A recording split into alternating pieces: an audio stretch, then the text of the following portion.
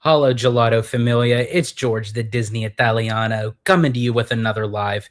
And boy, do we got kind of a stacked show today. We got a lot to discuss. Don't know where it'll go, but hey, I thought, you know what? Let's do a live, shall we? Um, so we have a few people already in. We have David. Always a pleasure seeing David. Welcome in. And of course, we have John. Make it rain. And we also have Neo. Welcome in. And I will get to Neo's comment in a second, more so because of the title originally that I had for this live. And Neo is actually correct to the fact. I'm going to share my screen that it wasn't Disney's decision to pull out of the AI Sora deal. Their partnering with Sora was going into a different direction. So I'm gonna. So I shared my screen. So this is coming from the one and only Mr. Scott Gustin. So originally, this was Scott Gustin's post. It says the Disney Sora deal is dead. In a statement, Disney says that the AI field advances as the AI field advances rapidly. We respect OpenAI's decision to exit the video generation business and to shift its priorities elsewhere. And then it has that's the that was the statement there. And then Scott updated from his post. Less than 24 hours ago, the team at Disney was working with OpenAI Sora team as recently as last night when Disney was told its partner was quote unquote pivoting strategy according to Reuters and reporting. So it really wasn't Disney that wanted to opt out of this. It was the partnering team decided to change course. And then also John Make It Rain was going to add on to that. Fortnite isn't a solution either. Disney needs to create their own content and games. And also what John is referring to is that Disney is investing heavily into Fortnite, which has been showing great success. It has been showing positive reviews and everything, but also on top of that, Epic Games is laying off team members and everything. So this is coming while like the business side of Disney and Epic Games is working in, and as I said, Disney is doing Fortnite. So it's kind of hard to say like really where this is going. I mean, they're off to kind of a rocky start, especially with Damaro, stepping into the seat as CEO. But you know what? This is part of the game. This is what the CEO has to deal with. It's not all cookies, sunshine, and rainbows. You got to deal with the good, the bad, and the ugly. So I guess right out the gate, he's going to have some obstacles he has to go through, but I'm for sure Damaro can come up with some sort of kind of strategy. I'm very curious to see also, how this turns out for D23, because I'm for sure Epic Games is going to be a part of that equation like it started out to be 2 years ago. Who knows if Disney Gaming is going to have a section inside the Anaheim Convention Center or what have you. So we'll see. Let's see. So John Make It Rain says Bob was the one that invested in Fortnite, not Josh. I believe Josh just wants to use it as a way to get and keep people in the door. And that's very well true. Maybe that'll be Josh's way around it, so to speak. So we'll just have to wait and see. And John Make It Rain asked, did you see Hail Mary yet? No, not yet. We were supposed to, but with scheduling conflicts, it didn't go the way that we wanted. But hopefully we can see it very soon. We're hearing a lot of good, positive things on it for all who has been seeing it. And we got Sean Narani in the house. Welcome, Sean. Do they go to another AI company? Do they buy more shares in Epic Games? Do they wait and see where they put their money next?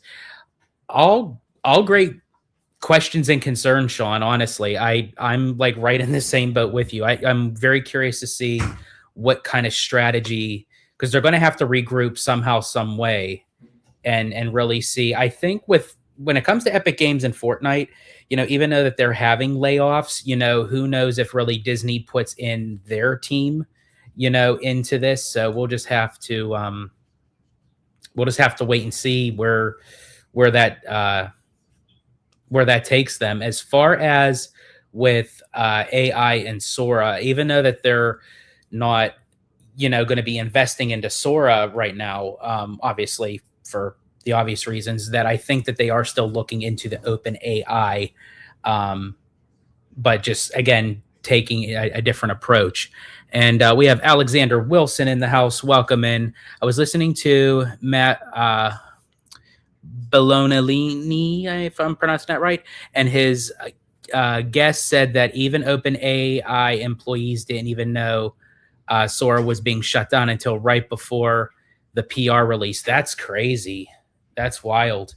So this kind of caught like everybody by surprise. So, I mean, I guess, you're just going to have to kind of, make do, when life gives you lemons, make lemonade. So hopefully maybe it was for the best, and maybe it'll, bring something else, after this. But yeah, Disney is still definitely wanting to do something with AI, and as long as it doesn't hinder the experience of like what Disney is used to doing, use it as a tool. Don't let it consume, which we already can kind of see how AI does consume a lot, but yeah, we'll have to wait and see. But yeah, I wanted to bring that up because I thought that is very interesting. I thought it was very important to bring it up. And who knows, as I said, they may shed some more light onto it when for D23, they may talk about it and maybe the direction that they're going, or they may not say nothing at all, until they figure it out, because yeah, I guess it caught everybody by surprise. So, moving along with the news, I'm kind of going to shift back and forth between Disney and Universal because there is quite some news coming from both ends of the company. And so I'm going to shift over to, it's still Disney, but this is for Disney Cruise Line. Now I'm going to share my screen here again. And this is courtesy of Boardwalk Times. Representatives from Oriental Land Company recently experienced the wish to learn more about the ship's operations and entertainment offerings. OLC recently established Disney Cruise Line Japan, and their first ship will be a Wish-class ship, and it'll launch in 2029. And they, obviously they mentioned that Japan sailings will be in 2029 as well, because OLC, or the Oriental Land Company, developed OLCC, the Oriental Land Cruise Company, which is basically a subsidiary of OLC. So they're going to be running the whole cruise line, business. And and from what they're actually talking about and discussing it for the future cruise line, and they used the term plural for ships. They did not just say one ship. So right now they're getting one ship that will launch in 2029. But I think that they're not just, the Oriental Land Company is not just going to stop with one ship. They're going to keep going. I'm for sure it'll surpass even two ships. But I think the fact when you hear, plural, they'll have a second ship, because again, they're the ones that are going to be forking out the dough. Disney is not paying for it. Disney is utilizing its, Imagineering teams and what have you, and designing it. but they're not forking out any of the money. You know, OLC is cutting the checks. So the sky's the limit, just like how Japan does its theme parks and what have you. So I'm very, very excited to see what is to become of that. And then it's not hollow gelato without the hollow to the gelato. There's my babe Abby in the house. Welcome in. Now, also speaking of the cruise line, Josh D'Amaro dropped, obviously, for the next cruise ship. The name will be the Disney Believe, for which, again, I don't want to, gawk and pat myself on the shoulder, but that was one of the names I did pick for the Disney Cruise Line back in 2018, along with the Adventure and the Wish and what have you. So far, I'm 3 for 3 on that. But in any case, he announced that at the shareholders meeting, and then recently Disney dropped, I believe, on their Instagram, and let's see if I could find it, if it was posted on here. Let's see. It was kind of like a little infomercial kind of thing, but it also gave some insight on I think this is it right here. And it kind of gives some insight on the Believe, but also it has some Easter eggs when you listen to the audio, that as they're kind of like describing, of like what it takes to believe, they say all the cruise ship names, from the Magic to the Wonder and the Dream and the Fantasy and the Wish and the Treasure and the Adventure and the Destiny. And of course, it all leads to Believe. However, while they are mentioning that, there is one word that is used in this spiel that could potentially be an Easter egg for the next cruise ship that'll be after Believe, or after the Japan cruise ship. Because again, the OLC is paying for their own ship. So I think this is, I don't think this will be the name for the Japan ship, but I think this might be a cruise name after the Believe. So I'm going to share my screen, and I'm going to play the little video, and you'll hear the spiel, and let's see what you guys think. And let me know if you catch the word. Okay, here we go. It begins with a wish. That wish becomes something you simultaneously have to let go of and hold on to. It turns into hope and wonder, and at times can feel like a far-off dream, maybe even a fantasy. But when your wish comes true, it's magic. Taking you on an adventure you treasure forever. Then you realize the thing you wished for was your destiny all along, and all you ever had to do was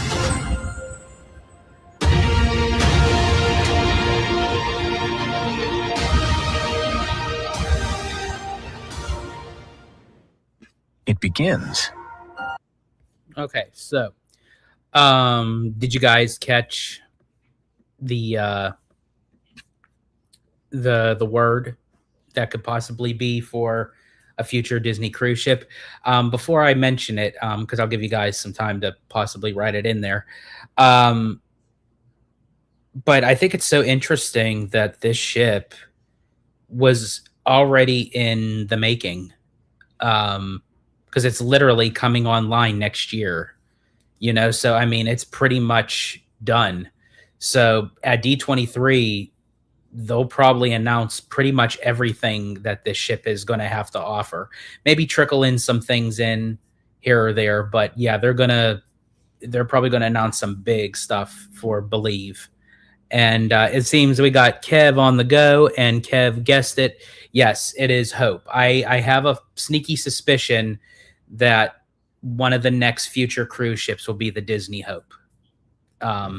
Because again, they said Magic, Wonder, Dream, Fantasy, etc., and they threw in the word Hope, and Hope is usually nowhere to be found. So I personally think that's going to be a future cruise ship name. Let's see. Let's see. We got Giant Peter Adventure in the house. It ain't alive till I'm here. Absolutely. I mean, it just goes without saying. Let's see. I'm hoping they refurb some of the Wish class ships. I do know. Well, the Wish, the Treasure, and the Destiny just came online. I don't really think. I know the Wish is going down for dry dock, for its European cruises, and I'm hoping that they kind of tweak some things, because there are some things of the Wish ship that needs like just a little fine tuning. But when it comes for the Treasure and the Destiny, with them just coming out, I don't think eventually the ships will get some refurb, like the older ships, but I don't think it'll be anytime recently. Let's see. Oh, and also he says including the Disney Adventure. Let's see. Bon Voyage, George. Yeah, well, pretty soon. Pretty soon. Abby and I will be going on a 4-night cruise on the Wonder out of San Diego in less than 3 weeks. So very excited about that. Back on another Disney ship.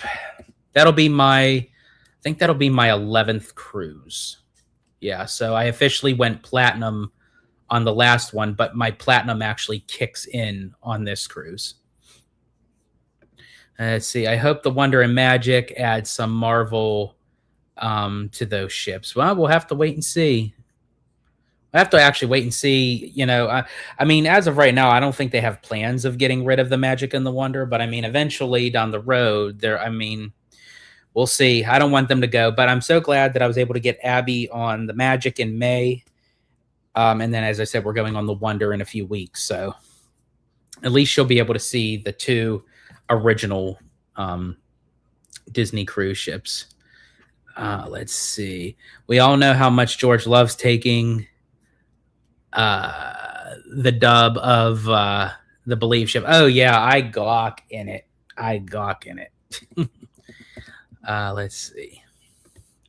The most interesting thing was that the Nightmare Before Christmas was one of the IPs. I didn't think that was an IP they would use for the cruise ship. That is true. If you go here, let me replay it. Let's see.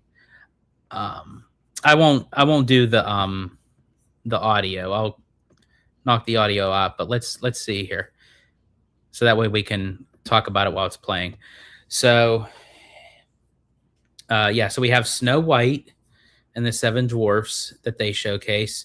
They showcase Tangled, Inside Out, Iron Man, Monsters Inc., Zootopia, Fantasia,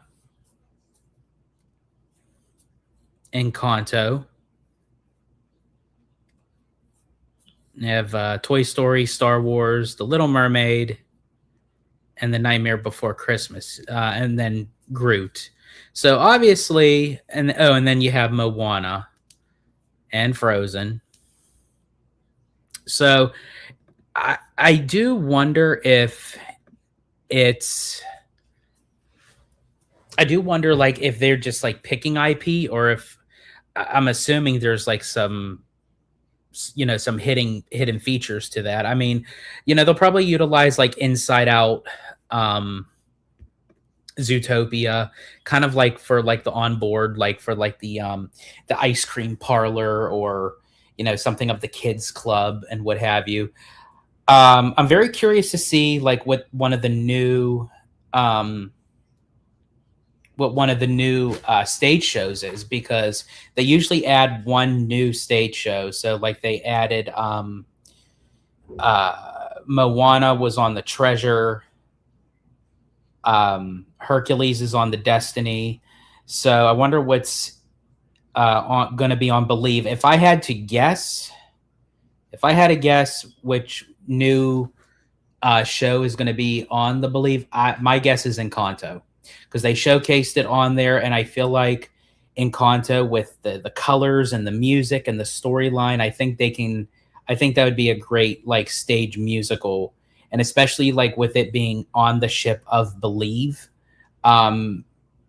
because Mirabelle was a character that like she didn't believe in herself, and she doubted, she didn't feel like she fit in with the rest of her family and what have you. So I think that story would go very well with like a main centerpiece of a show inside the Walt Disney Theater, for sure. See, Giant Peter Adventures says, does Hoppers get anything besides a mini golf course on the ships?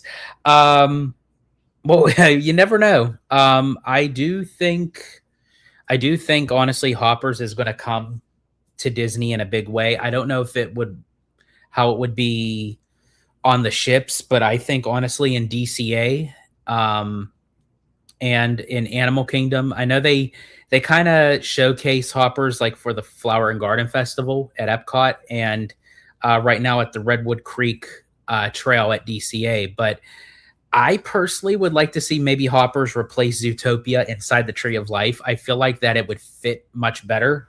I think it would fit very well in that environment with that storyline. And then of course Pixar Pier, you could fit Hoppers somewhere in there, or at least maybe move Hoppers, into the extended part once they start expanding DCA out in the Simba parking lot. You could do something. Or you could just do a simple, attraction, one solid based attraction, sort of like how they're doing with Coco, for which actually that was another thing I was going to mention too. I mean, they are moving quickly on Coco. Like it is all laid out. It is, paved out, which I feel like Disney pulled a Universal on us with the Coco attraction, because they're really moving fast with the construction, but we have yet to really know anything more about it. We just got that one piece of concept art. That is it. I know for a fact we're going to get more news about Coco at this D23, because I mean, even a few months more, they'll be even further down the line for construction. So I think we're going to get like a more broader piece of concept art of like what the building is going to look like, what the layout is going to look like. Maybe we'll find out what kind of, I mean, obviously it's a boat, but maybe we can see some more scenes of what's going to be part of it. Maybe get like a behind the scenes look at maybe an audio animatronic, and maybe even get the name of the attraction itself, because we all pretty much have an understanding that this is going to be tied with Coco 2. I think, that they're looking at possibly like a late 2027, early 2028 release, which would, I mean, opening for the ride for the release of the movie, I think in 2029, because I think that November 21st slot that Disney released those dates, November 21st to 2029, because they said it's going to be a Pixar film. I think that's going to be Coco for sure. We got Mademoiselle in the house. Welcome in, Mademoiselle. Always glad to see you. Let's see. Giant Peter Adventures, next ship, Disney Italiano. Hey, it's already in my name, man. It's already there. The Disney Italiano. There it is. Let's see. Sean Narani, next ship I'm going for, Imagine. And you know what, Sean Narani? I'm going to show you something. And I know you all probably seen this before. I know, but I'm going to showcase it again for you. Hold on. Because I like for you guys to see, since it's already there, So, I got to take this off, don't I? Give me one sec. Give me one sec. Hold on. So there's, can't see there. 2018 Disney Cruise Line ship names. I wrote that September 3rd. And there's Imagine. Third one from the bottom. So yeah, that's I'm right there with you, Sean. I think Imagine will eventually be one for sure. I went to see a lot more activities on the top deck: slides, pools, mini golf, rock climbing. As far as like on the top deck, I mean, you know, they do have their pools, they do have you know, their slides, they do have the mini golf. Rock climbing they do not have. But I don't know if Disney's interested in that, but I think as far as the size of the new set ships, that they're going to be bigger than the Magic and the Wonder, but smaller than the Wish, the Treasure, and the Destiny. So they're kind of like in the middle. So I think the Believe will be the first ship of those three ships, or that next class. So I bet you it's going to be the Believe class, because they said there's going to be, let's see, we already have 8 out so far. It's going to be 5 more ships. So one of those is the Japan cruise ship, which is going to be, you know, all on its own, and then 4 more ships that Damaro announced at D23 2 years ago. So those 4 ships are probably going to be the Believe class. You know, they'll be, because they usually call them the class of the first ship that is part of that group. Let's see. And shading to get to the island. I know when you go to Lookout Key, I mean, when you go across that big dock, which I do applaud Disney for it, you know, to not, you know, harm, you know, the ecosystem and the sea life and the coral and everything. But like going across that huge dock, it's pretty long. I don't mind it. I enjoy the walking. But I know Abby, like, she's like, oh my gosh. So it could get very hot. It can get very hot in the Bahamas. So yeah, definitely, you know, stay cool, get one of those wet towels and drink lots of water, because I do enjoy Lookout Key. I do want to go back. I did enjoy it, but again, I couldn't really fully enjoy it, especially because it was right after I had surgery. And that day, it was a really bad day for me, but I made the most of it. I still enjoyed it. So I definitely want to see it again. Chances are I'll be able to see it next year, for sure. But Castaway Cay will always have a place in my heart for Castaway Cay. That was Disney's original like island paradise in the Bahamas, and it's just perfect. I love Castaway Cay. Let's see. Oh, so Kev, so Believe is in the Wish class as well? Oh, that's interesting. Okay. Yeah, I know the Japan, that's right. The Japan ship is in the Wish class. Sorry, what I meant was like on its own. I meant like because OLC is paying for it.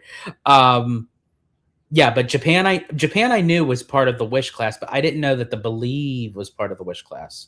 So it's Wish, Treasure, Destiny.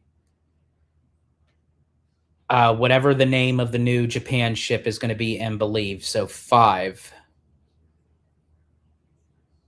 So 5, and then let's see, 3.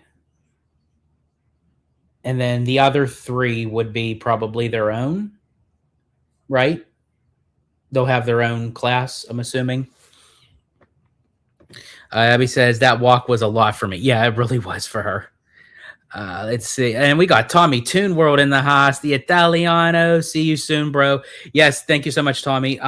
Just to let you guys know, probably after I am done with this live, going into another live with Tommy Toon and Theme Park Conductor. So we're doing a double back-to-back live, which will be at 7 o'clock Pacific time, 10 p.m. Eastern time. So for all of you who want to join us, we'll be discussing our epic trip down to Florida, and it's going to be a lot of fun. And also, too, hopefully, if she still wants to, because she is supposed to, but Abby will also be joining as well when she gets home from work. So it will be the four of us discussing our trip and what have you. So definitely a look out for it. Yes, Abby says back-to-back lives. Let's see. Universal getting into the cruise industry is a sleeping giant that Disney should fear. I agree with you, John, because they have discussed it, that Universal is looking to dip their toes into that pool, no pun intended. And I do think they should keep an eye out on it, because, when they come into that game, it's a different realm of vacationing. But if Universal can crack the code just like Disney did, but do it in their own way and use their own IP and do stuff, I think that's going to be it's going to be interesting. But I think in time, once they figure it out, they will consider that for sure. And I do have some stuff I do want to discuss with Universal, which we will get to in a bit. Let's see. Chris West in the house. Welcome in, Chris West. Miguel's Adventure. It wouldn't surprise me if that's what they called the attraction. Yeah, Miguel's Adventure, or something with Miguel. It'll be, yeah. Let's see. John McRain, I showed one of the shows from the Disney Adventure to a relative and asked if they would be interested in going on it. And there was a response with the following: that doesn't look pleasant at all. And the rest was not good. So you're referring to the new ship, the Disney Adventure, if that's what I'm understanding, John. I think with the Adventure, because you have to think too, this ship was never built the way Disney would ever really intend it. It was already 75% built and completed, and Disney kind of Disney-fied it the best way that they can. So the design of it is very different, and it's also catering to the Asian market because it only sells out in Singapore. I do know that there is some kinks that I know that Disney would probably have to work out, and probably in time that they will, from watching a lot of the vloggers and the media cover it. I still would like to eventually experience it.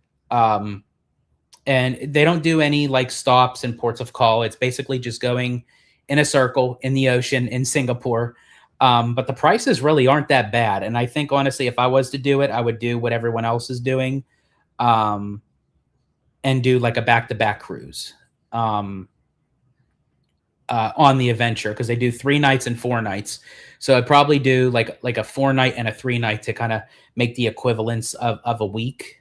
But I've seen and heard with the muster drill is a nightmare, because they take you by sections and it gets very clogged up in one section of the ship.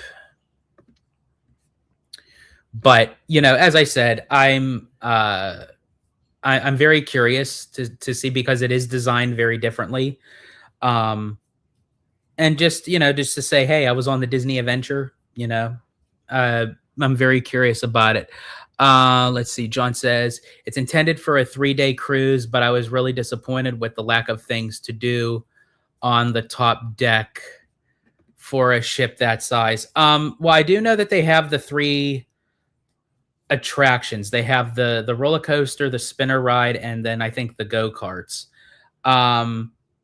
But again, I think on the very top deck, because the ship is designed much differently, um,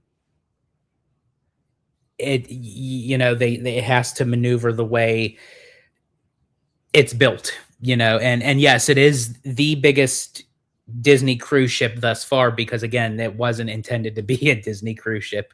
It actually has three funnels instead of two. Um, but yeah, I think once they like unkink the kinks, so to speak, add more stuff in, and because again, it's still going to lean more towards the Asian market, and that's probably where they want to kind of see the numbers of where they go with it. Because I mean, there was for popular demand that the Asian market was looking for a Disney cruise. So that's probably why they're only doing 3 or 4 night sailings just around Singapore in the waters. But I think that'll change like once they flesh out the details. I wish. Have you been on an Icon of the Sea ship? No, I have not. I do know that they are massive. They are big. I've considered doing those, but every time I feel like I'm cheating on Disney, which I know that I'm not, and I always believe variety is the spice of life. But if I'm literally going to spend money and take time off to go on a cruise, I'd rather just do a Disney cruise. But I do know like the Icon of the Seas, Oasis of the Seas. I do know that they are massive. And John says, "I think you'll really enjoy it." I don't know. Maybe one day. Maybe I'll consider it. Well, here's the thing: I have considered it. Maybe once the consideration moves along, and I'm like, okay, I'll do this. And then Abby said, "We have stories, LOL," and she's referring to our stories done in Florida. So yeah, so we're going to have some fun. We're going to reminisce. We're going to talk about our trip, and yeah, it's going to be a great live. So let's see. So now I'm going to move on. Let me see here. Give me 1 second, everyone. Let's see. Yeah, so we talked a little bit about Disney Cruise Line. Let's see, because there was some stuff I talked about like AI and what have you. Not a lot, I think that's more open for like a bigger discussion, but I at least wanted to bring it up. Let's see. Okay, yeah, we'll start with this one. Because I'm going to try to find the other one that's kind of like attached to it. So I'm going to share my screen again. All right, this is courtesy of Theme Park Wizard. Breaking new notice of commencement is associated with several demolition and building permits for Islands of Adventure. This could be for Lost Continent, as I'm not sure of any other project on this scale for that park. So basically, these are demolition and building permits that were filed for Universal, that was shared, as I said, courtesy of Theme Park Wizard. Shout out to him. And I bring that up, and the reason why Wizard was saying about for Islands of Adventure is, I'm going to see if I can find it. Give me 1 second, folks. That there was a recording being spotted at Islands of Adventure right next to, in Lost Continent. So right here. So this is courtesy of Theme Park Obsession, sharing out dueling park news. So they say, we have a hot set and someone being filmed in the Lost Continent right now. And then of course, Theme Park Obsession was making a joke. We're not building one Pizza Moon, but we are building two. But in any case, here is the little video snippet of them filming. And obviously, why would they be filming like right in Lost Continent?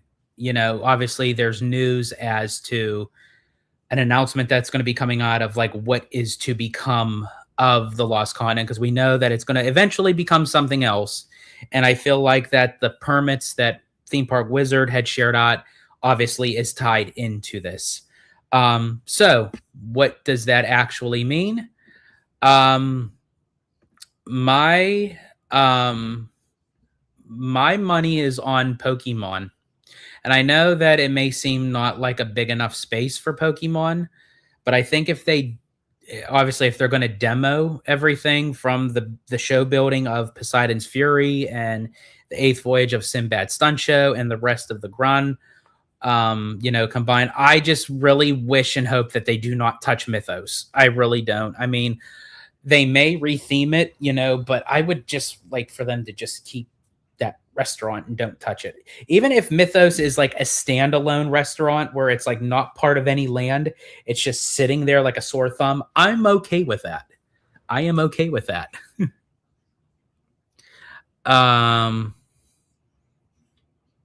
Let's see.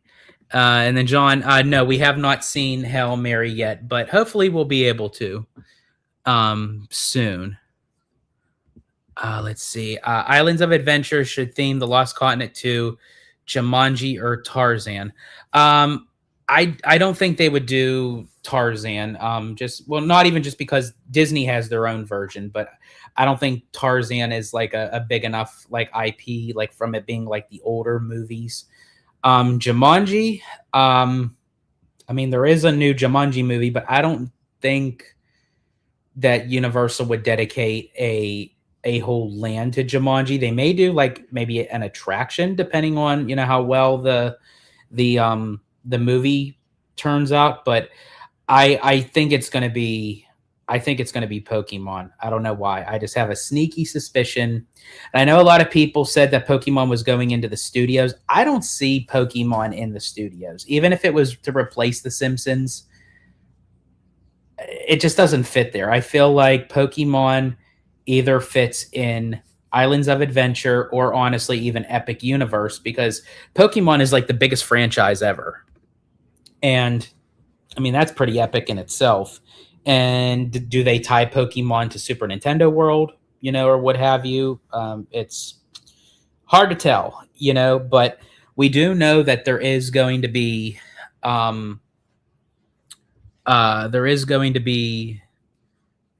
expansion eventually to Epic Universe. So obviously they have 2 open spots. That's going to be 2 new portals.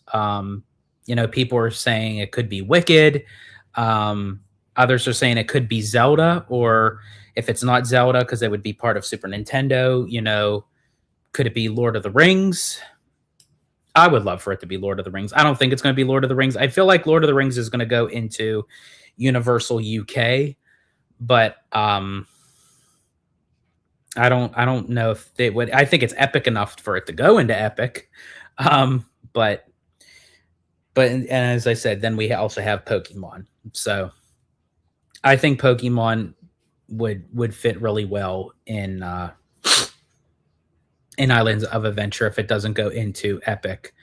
And then, of course, there is the expansion plots for Dark Universe, which they could eventually do the Creature from the Black Lagoon, like hybrid water ride and roller coaster. They're going to expand Super Nintendo World eventually, again with Zelda or maybe Luigi's Mansion.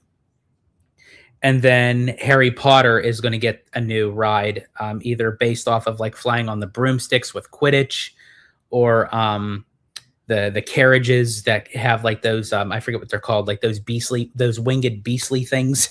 I forget the names of them. If anyone knows the name of it, please comment in the comments.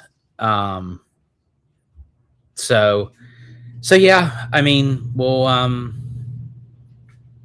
have to wait and see, but I think we're going to be getting news soon. And I think even Universal knows that, Disney is going to be pulling out all the stops, with D23 coming up. And, so they're, the expansion of Magic Kingdom with Cars and Villains, and then Monsters Inc. at Hollywood Studios, and Tropical Americas and Animal Kingdom. So, they're going to have to update their parks, especially after just opening up a new park. and nothing has come out of the studios or Islands of Adventure. So I think it's time for sure. Because at the studios, they're getting Fast and Furious, Hollywood Drift, and then, of course, whatever this project is for Islands of Adventure, we will definitely have to wait and see. Let's see. Let's see. I'm hoping Dylan moves to Florida soon. I know he's planning on to. He has, I think he's like working on the details, but yeah, I'm for sure he'll get down there soon. Lord of the Rings will make its way to Disneyland, Hollywood Studios. No, Lord of the Rings won't go into Disney. If it's going to go anywhere, it's going to go probably in Universal. And as I said, I don't even know if it'll go into the Universal domestic parks. If it goes into any park, it'll go into the UK Universal. Let's see. Universal will ruin Lord of the Rings with low budget screens, in my opinion. Lord of the Rings definitely needs a big production land.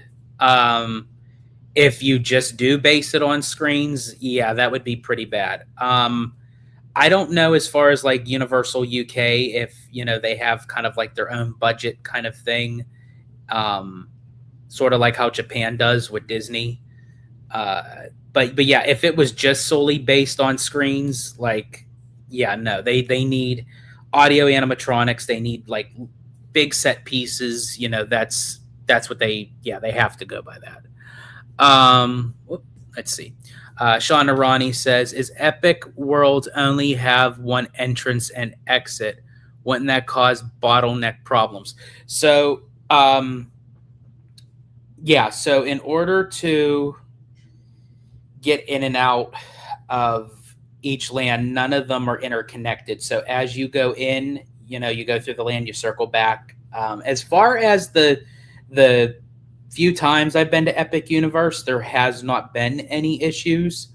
I have seen the park crowded, but I mean, I never seen it to where it hit capacity, where it's shoulder to shoulder. So as of right now, I don't see an issue with that. But yeah, it moves kind of. I like how when you go through the portal, you don't have anything else kind of interconnected with you. It's just going through the portal and you're going into that world. The only one that does for Super Nintendo World, obviously, is it's still in that portal, but you walk into Donkey Kong Country. Let's see. Chris West says, and BioReconstruct showed the blue track in the staging area for Orlando Hollywood Drift. Yes, he did. And I'm very curious, even though that it is going to be, a copied roller coaster from out here, it's still going to be designed very differently just because it's on a more flatter surface than on the hillside. So, so we'll definitely have to wait and see. Let's see. Disney has the land and the height to build Lord of the Rings property. Yeah, but they're not gonna. Disney's definitely not gonna acquire anything of Lord of the Rings. I mean, it's taken even. I mean, really, nobody is at this point because I think is that the Tolkien. Something has to do with the family, with the rights and everything. So, yeah, I mean, it's. I think honestly, if it was to go to a theme park, it's probably going to go in Universal if they can get the right deal. But I don't think Disney. I mean, anything's possible, but I don't foresee Lord of the Rings going into Disney anytime soon. Let's see, where are we? See, John McRain, did you hear about the potential for passes at Epic Universe? Yes, I did, John, and we are definitely going to discuss it. We got Jacob Weller in the house. Welcome in, Jacob. Always glad to see you. Got my tickets for April 15th to go to Epic, staying at the Helios. Ooh, check you out, Jacob. Good for you. Hope you have a great time. Would it be your first time at Epic Universe? And then I assume your first time staying at the Helios, that's going to be a treat. See, some European company owns the rights to the rides. Let's see. Embracer, I believe, is the name of the company. And Jacob says, yes, first time. Awesome. Well, you're going to have a great time in Epic Universe. You're going to absolutely love it. I never stayed at the Helios, so you got a one up on me. You're going to have to let me know how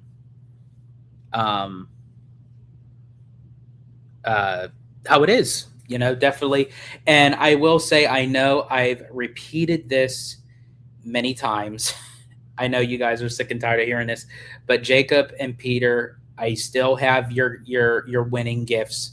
I do apologize for how long it has taken to get this out. Just life getting in the way, and then like with doing, working on this channel and our vacation and everything. It's like, but I still have your stuff. You will get your stuff, I promise. And as I said, I'm going to throw in some extra stuff for you guys for patiently waiting. And Jacob, you did send your new address, so I do have that. So I will send that over to you as well. So I do have your stuff. So don't think I forgot about it. I have not. It is like killing me to get it out to you guys. Let's see. Did you end up going to the top of that restaurant on the top of Helios? No, we were supposed to go into Helios, but just like, again, with the scheduling and everything, it didn't turn out that way. I think Conductor went into Helios and videoed some things for his channel and took some photos. I know he went to the top for the view and everything. I don't think he got anything like to drink or eat while being up there, but yeah. So on our live, if you guys have any questions for Helios, for what he's seen briefly, he'll be the one to probably tell you more on that. And Chris West says, today is the 1 year anniversary of the Terra Luna Hotel opening. That is very interesting. That is, wow, 1 year already. Terra Luna. Let's see. Does Universal have a hotel equivalent to the Grand Floridian? Well, I guess maybe not to the architectural style, but I would say as far as like big, bold, and price-wise, probably the Helios. Trying to think. Or, I mean, Hard Rock, the Hard Rock Hotel is, pretty. I've stayed there once before. It was a nice hotel. And then there's the what is it, the Portofino Lowe's Hotel. Those are pretty, like the higher end one. Let's see. And got my accessibility pass too. Good for you, Jacob. I'm glad that went smooth for you. See, I'm feeling better. It was just bad allergies I had. So see, I'll be at Horrors Unleashed tomorrow night. Oh, that's right. Yeah, definitely let us know what you think, Chris. I'm very curious to know what you think of Horrors Unleashed. That's right. I forgot you were going there. Let's see. Kev on the go. J.R.R. Tolkien famously expressed a heartfelt loathing for Disney style, reportedly instructing his estate to avoid any deal that would involve Disney's creative influence. Okay, so that pretty much, puts it to bed that it would ever go in. Yeah, I didn't think it would ever go into Disney regardless, but the fact that he actually put it in kind of like his will to not have anything, so that's pretty much a done deal. Let's see, what's your opinion on Pokemon rumors coming to Universal Studios? So yeah, I actually touched upon it a little bit, Jacob, but because I was mentioning about the fact that they were filming something inside Lost Continent, and I think that's where Pokemon is going to go. But who knows? It may go in the studio, which I really hope not. I just feel like Pokemon doesn't fit in the studio park. The layout just throws me off. And I know people say, well, the Simpsons are in there, but I think that's what kind of throws the Simpsons out, is because it's like in that park. So I could see it going into IOA, or as I said, as a new porthole for, I almost said Portos, porthole for Epic Universe. Let's see. Oh, here's a good question. Oh, wait, first let me bring this up. J.R.R. Tolkien isn't here anymore, and things can always change. Things can change, but I think when it comes to if it's in writing from him and it's in his estate, and as I said, I think it has to do with the family to, have his wishes. There may be like a legal binding, but as I said, even if there wasn't, I don't see Lord of the Rings um going into Disney. But as I said, things can change, but I don't see Lord of the Rings going in there. I don't know. For me, I think it even aside from the screens, I just feel like the storyline and the set just fits more Universal. Like I feel like with how they did the Wizarding World and Skull Island with Kong, I don't know. It just for me, it just fits more Universal. Now here's a great question from John. Thoughts on Bluey? Do you think they will make a ride for it at one of the parks? So here's the thing with Bluey. So Abby and I went opening day for Bluey's Best Day Ever show that premiered at the Fantasyland Theater at Disneyland. We went early, but not super early, thinking, okay, just kind of like nonchalantly, we'll just, go in, see the show. I'll stand back, have the kids, enjoy their time, and I'll just record from afar. You would have thought that the Beatles were there, or Elvis, or somebody big, because oh my gosh, like Fantasyland, and especially moving over to where It's a Small World is, going into Toontown, it was a madhouse. It was the line was backed up all the way to the castle by time it hit 8:30 in the morning. They were capped for the day, and then they said, okay, we're going to open up another standby line. Kids were getting turned away. They were crying. Parents were getting upset. Cast members didn't know what to do because they weren't expecting this. And they only had like, Abby, if you're still in the chat, I don't know, it was like 5 or 6 shows in the day, but we weren't even able to get in there. It was pretty bad. So I'm for sure it probably calmed down. It was just because it was the first day, but for it being a show inside the Fantasyland Theater, like that was crazy. It was crazy. So the popular demand for Bluey is definitely there. I spoke to a cast member who was working the railroad. He said that he could definitely see them doing more with Bluey in the next, probably like within the next 5 years. I don't know if it'll be like a Bluey mini land or an attraction, meet and greets, but Bluey is definitely here to stay. And I think Disney is kind of low-key kicking themselves for not getting the full rights. Hopefully in time they may, but no one was even in line to meet Mickey Mouse. I mean, Mickey is like the holy grail at a Disney park, and there was like nobody meeting Mickey over on Main Street because everybody was in Fantasyland over at the Fantasyland Theater waiting for Bluey.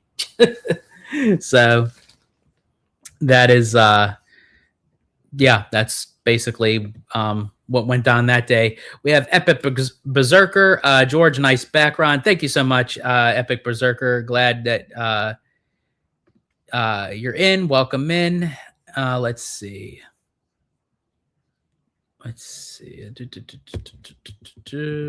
Where am I here? Oh, here we go. See, if Tolkien has his stuff in a trust, then it can't be changed. Yeah, that I'm not sure, but yeah, I do agree with you, Ryan. And speaking of which, Ryan, welcome in. If it's in a trust, then yeah, nothing can. As I said, if it's like in like a binding contract, then let's see. Bluey basically took over the park. Yeah, basically Bluey took over Disneyland that day. I do remember when the Power Rangers were in the parks. I actually met them when they were part of the Jetix, from the Disney Channel. When Disney briefly owned them, I met them down at Hollywood Studios. And Yeah, as I said, the line went through the castle. It was crazy. Um, let's see. Where am I? Let's see. Thoughts on Ubering to Helios. Is there a way to Uber? Yeah, so we ended up Ubering. We stayed on Disney World property the whole entire time. So we ended up Ubering to Universal. So yeah, I'm for sure they have a separate entranceway where you can go into um where you can check in for the Helios. So yeah, I'm for sure you could definitely, if we Uber to Universal, like where like the City Walk and everything, they have like a drop off, but you would have to go to a different drop off, Jacob, since you're checking into a hotel. So yeah, so I think if you put on your Uber like Universal's Helios hotel, it should take you to, they should have their own drop off for sure. Yeah. Let's see. Disney with Bluey in the parks and DCL. Bluey needs rides. I think eventually it will. I think honestly, Bluey will probably get like a kid friendly, family oriented, like dark ride or something for sure. See, John McRain says another company owns the rights though. Yeah, they do own the right. It's weird how like companies and contracts and stuff like that. Like they own the rights, but I guess it's because if Tolkien was okay with whatever company owning it, but if it is in of what Ryan was mentioning in a trust that it clearly states that if he doesn't want Disney to own it or run anything or have anything to do, not even really own it, but like even have a partnering with it, that if it's in there, then unfortunately there's nothing really they can do with that. But as I said, it's kind of like a slippery slope with Lord of the Rings, because maybe that's why it even has taken even Universal to maybe not even get it in. Maybe if they didn't have it that way, Lord of the Rings would already be an epic universe. But yeah, I'm very curious to see what they do with Universal UK. Let's see if it even happens there. I know that one piece of concept art, very vague, that they gave us for the UK, it kind of looked like the Shire from Lord of the Rings. But again, it was a very vague piece because they weren't ready to announce it. But we'll have to wait and see.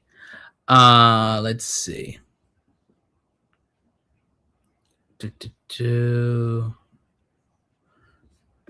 Let's see. Do you think Power Rangers could come to Disney again, or will Universal add it to their parks instead? I thought Disney might be trying it again. As far as like, I don't know if owning it, but I thought they were doing something where they were adding it to Disney Plus, with like a reboot of something. I don't know if it'll come to the parks. I guess it just depends on how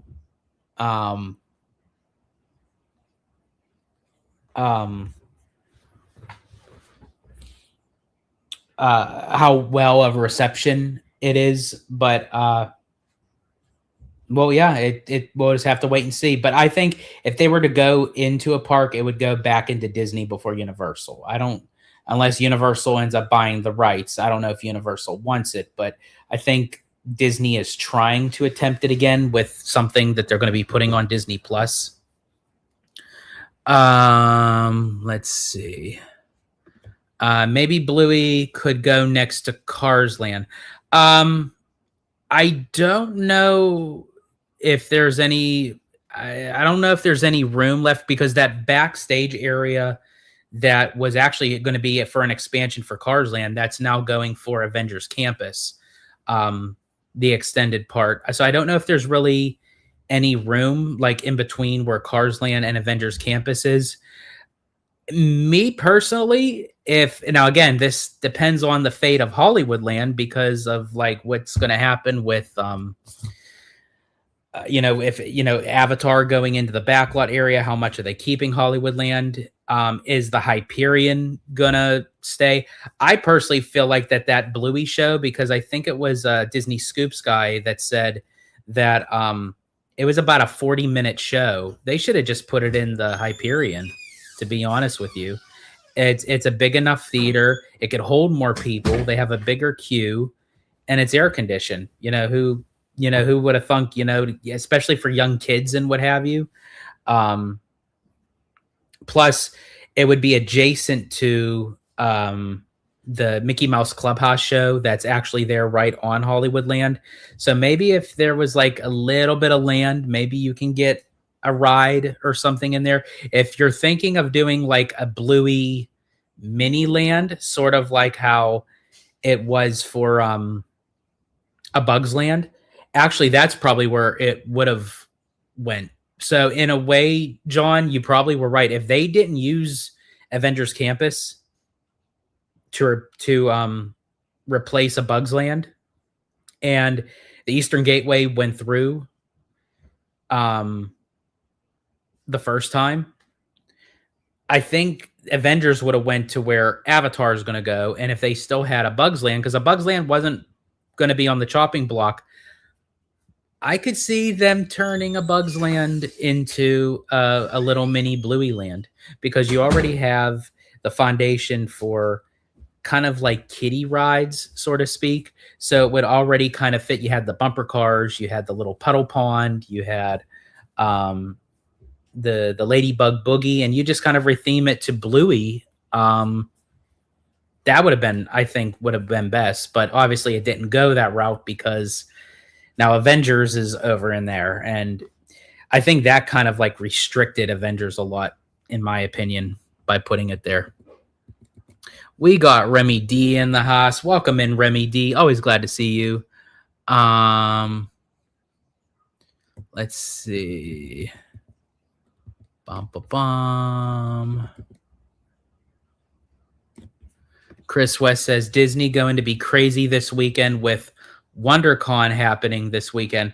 Is WonderCon happening in the Anaheim Convention Center? Chris, because if it is, yeah, that's gonna be jumping. And then tomorrow is the the Savannah Bananas at Disneyland, so that's gonna be crazy too.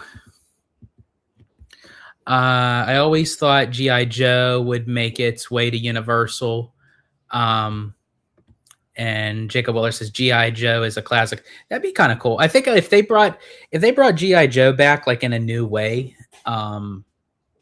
like where it kind of like took off, I think, like, I feel like a lot of these companies like need to have some sort of kind of like protection of like if it's still relevant, in today's time era. But I think if they brought back G.I. Joe, like in a new way, like with a film or something, and it does really well, I could definitely see that. Epic Berserker says Tolkien doesn't even own Lord of the Rings IP besides novels. The gaming studio Embracer Group owns the IP and franchise. Yeah, that's what John was saying. But apparently there seems to be some sort of thing where Tolkien did not want the franchise anywhere in Disney. I see we got Ryan. Ryan says, you are correct, George. The Cars expansion pad was entirely absorbed by the Avengers Campus. Almost butts up to Luigi's. Yeah, that's what I thought it did. But yeah, you just never know. Let's see. Avatar has a desert area, so maybe they could add a small Zootopia and Bluey Dark Ride to the large, or Blue Dark Ride to the large Avatar land away to complement it.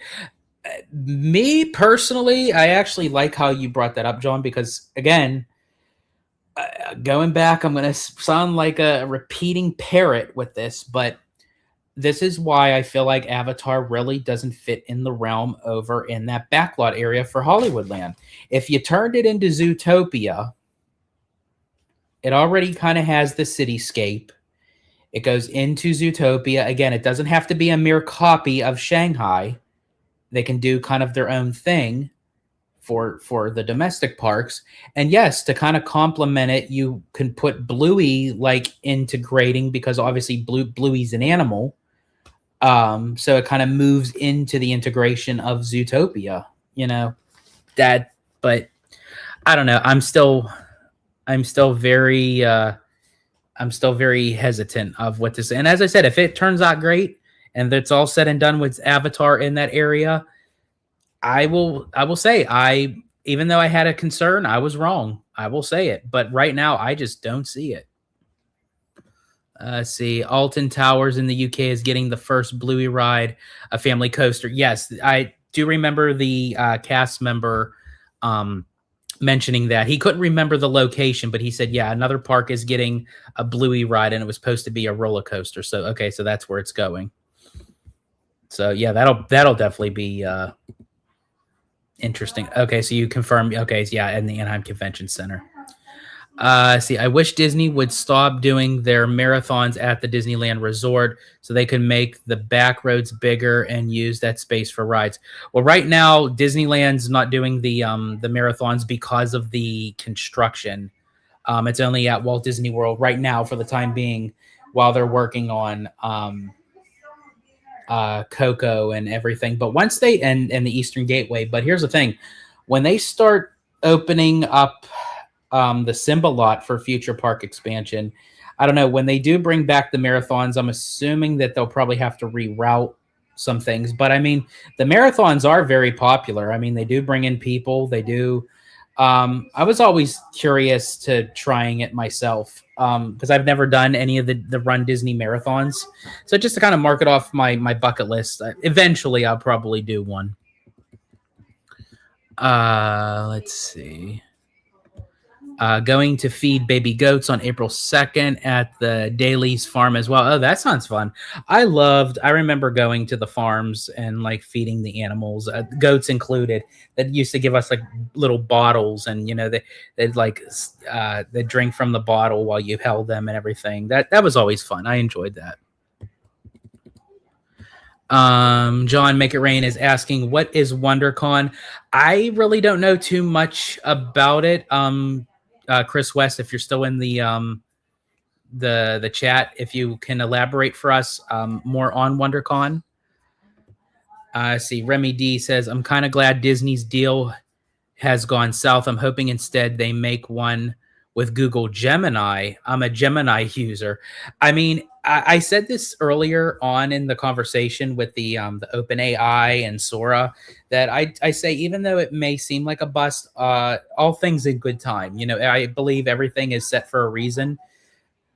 For one door to close, another door will open, and who knows? Maybe they will do a bigger, better deal with Gemini. You know, you never know.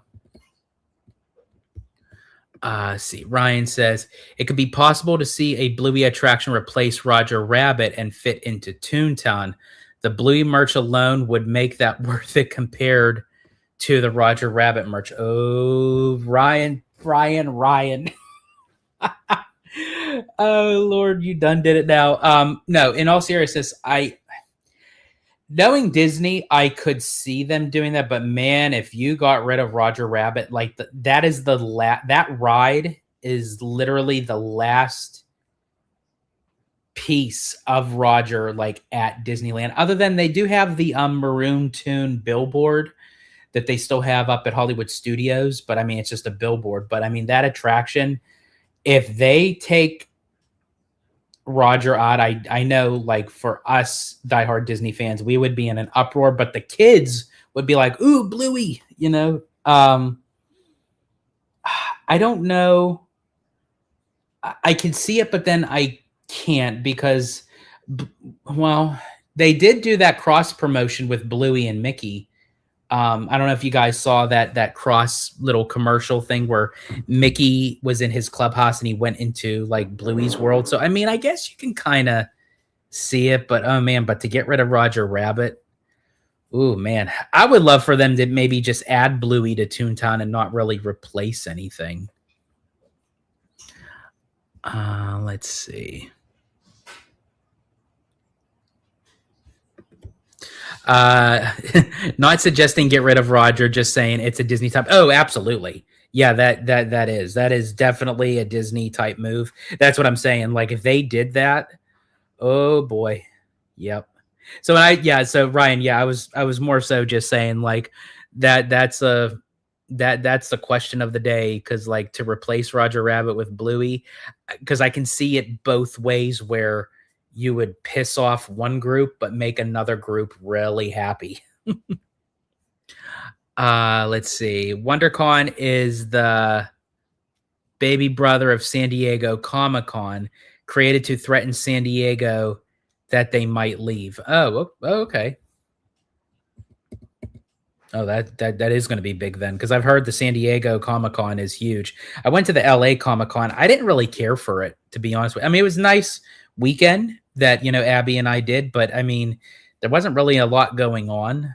I always wanted to do the San Diego Comic Con, but yeah, I mean, if we had like more time and everything, I would have loved to have done the WonderCon, but maybe next time.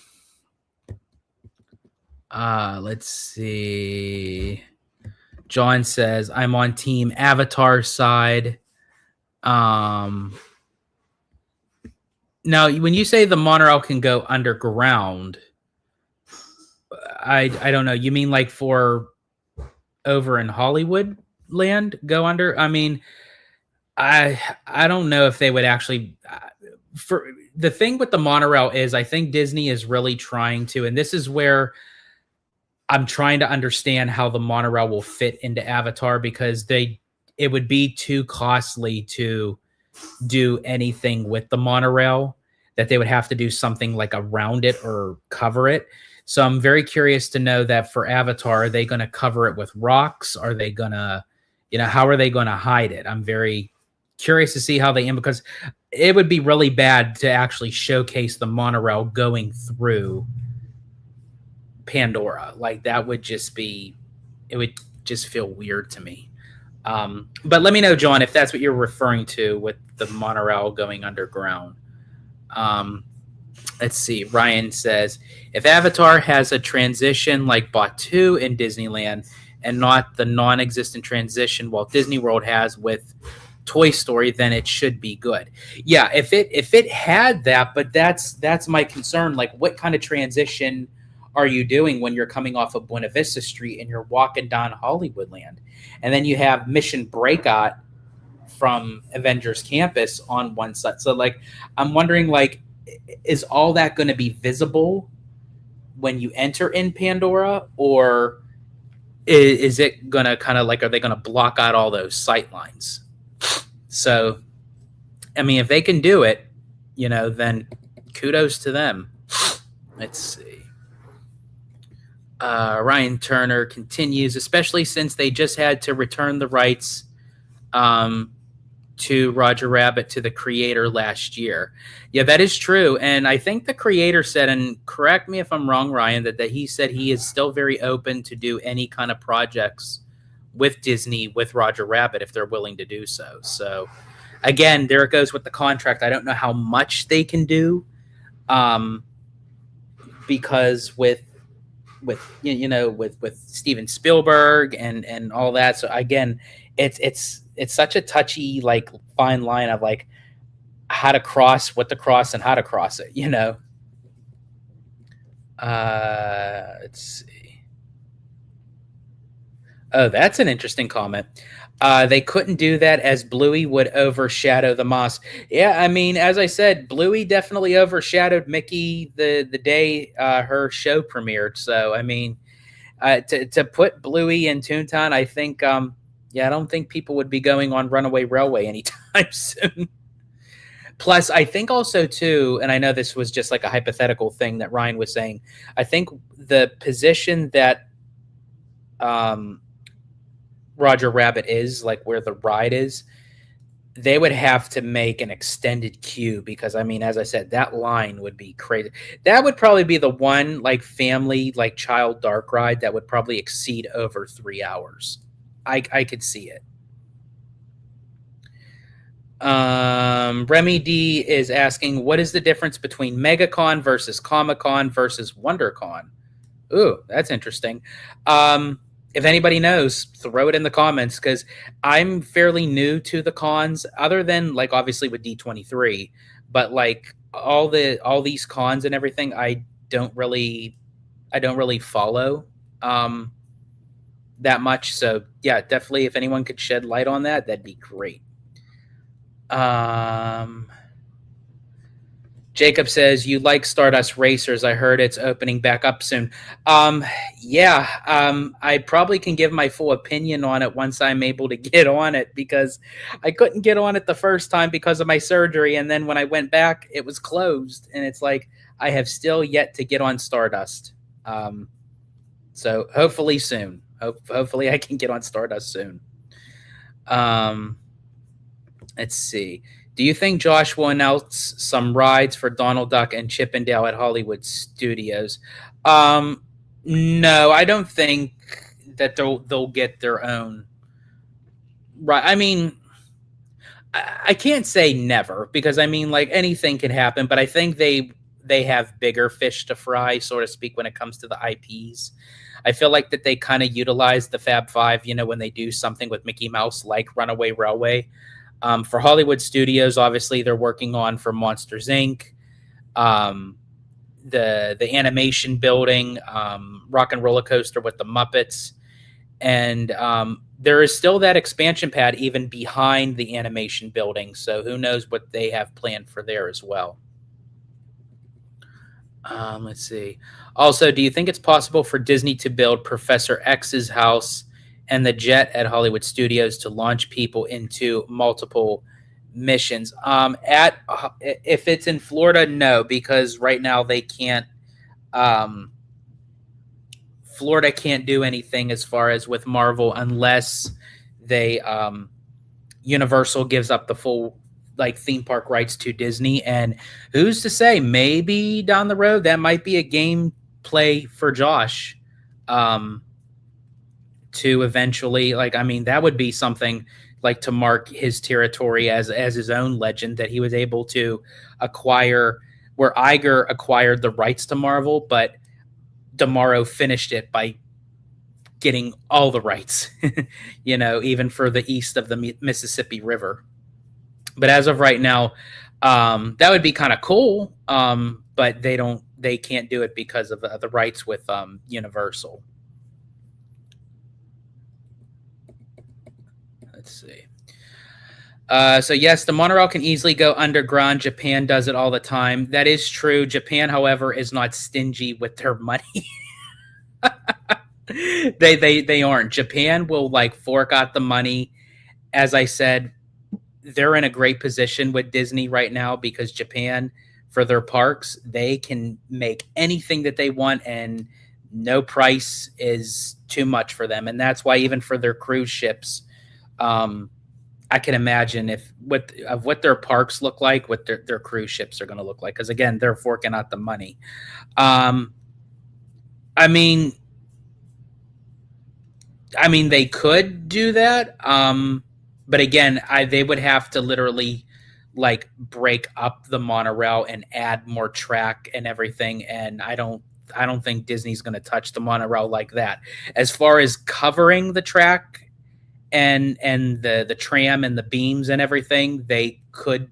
Well, obviously, I think they would have to do that if Avatar is going in there. But as far as like actually touching, but eventually at some point, I feel like that they're going to have to touch the monorail at some point, especially over at Disneyland for the knotted circles over in Tomorrowland. That if they do decide to do something with Tomorrowland or put in a new land over there by the subs and the motorboat cruise area, they're going to have to unkink that monorail track. So, I mean, so it is possible. You know, at least you know that there is a possibility. Obviously, we know that Florida can't do it because of the water level, but I mean, yeah, they could do it in California. I just don't know if they're willing to touch the monorail right now for Avatar over at DCA. But as I said, they're definitely going to have to if they decide to do some with Tomorrowland. Let's see. Ba-ba-bum. Let's see. That Hollywood area has a lot of trees, which matches Avatar. The smooth transition is definitely possible.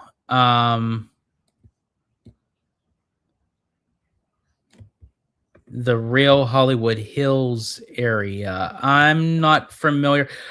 You saying you mean the Hollywood land, John? Is what you're saying? I mean, I don't recall. I'm trying to think of where like the trees. I know there's lots of trees over in the Grizzly Peak area, but obviously they're not going to touch that, and I don't want them to touch Grizzly Peak.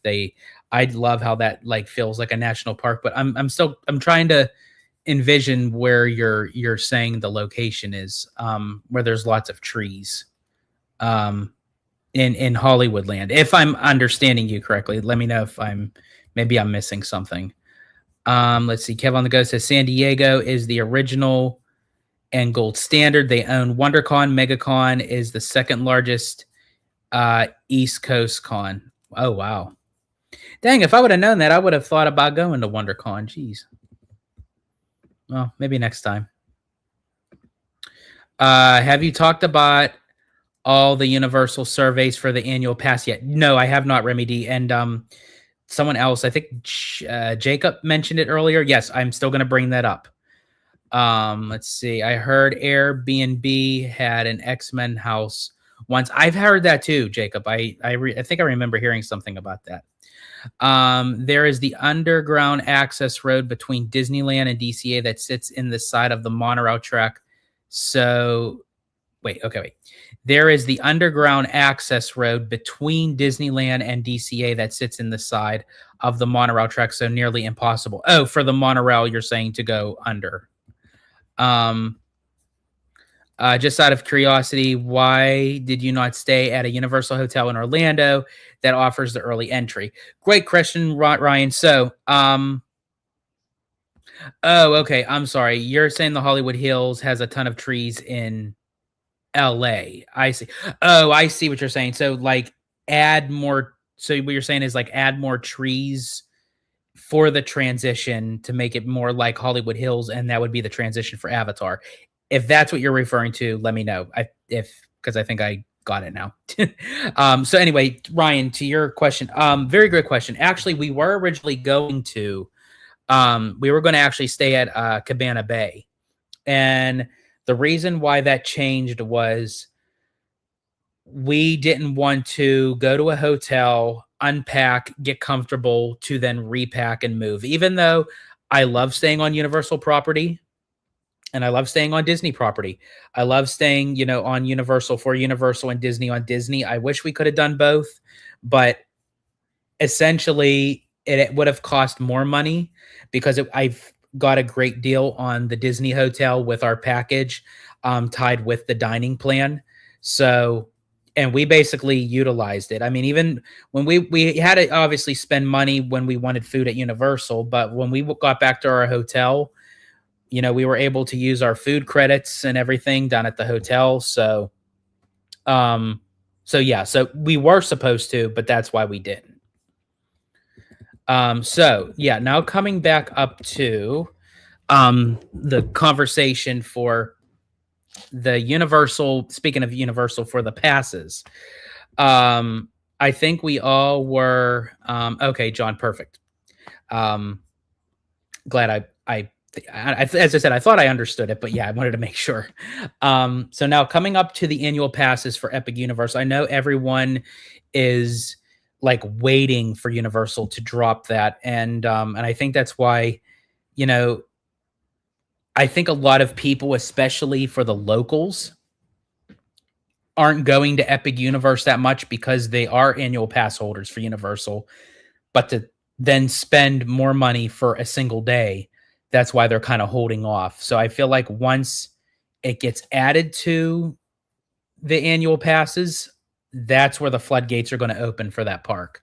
And maybe that's why Universal started releasing news that, they're going to add another Harry Potter ride. They're going to add 2 more portals. They're going to expand possibly Dark Universe, obviously Super Nintendo, maybe because of the for the capacity. Once they add, oh no, and here's the thing, obviously they're going to add it to the past probably sooner than later before adding all this stuff. But I think this is why Universal is getting all their their ducks in a row, all their eggs in a basket, because eventually they're going to have to add more capacity, because I feel like that's when the floodgates are going to open, especially for the Florida locals, when they add Epic Universe to the annual pass. John says, I saw somebody say that they are going to charge around $2,000 for Epic Universe passes. I'm not sure. I don't. Yeah, it's interesting. I think everyone's kind of like taking their guesses at this point. Obviously, the prices will go up when they add a whole nother theme park to it, into the mix. So that being said, I'm gonna see. Let me see if I can find that. The article. Give me 1 second. Let's see if I can find it.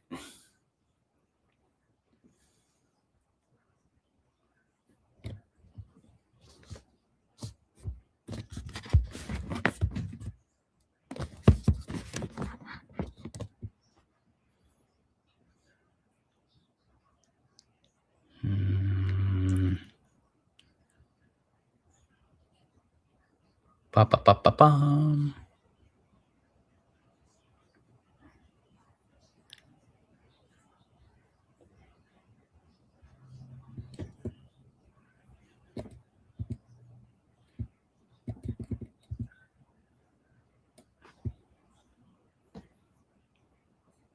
Did I have it here? I thought I...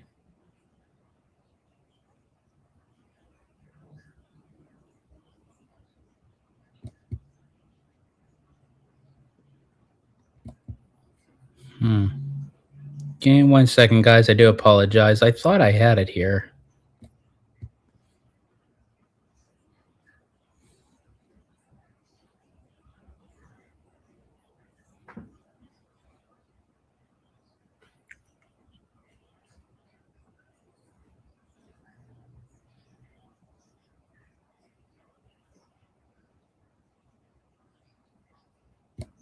Okay, here we go. Okay, let's see. I'm gonna stop that.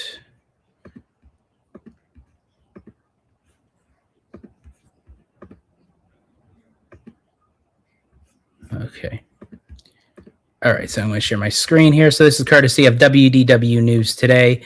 Yep, talking about Universal. So let's see. Universal Orlando Resort survey suggests new annual pass options for Epic Universe.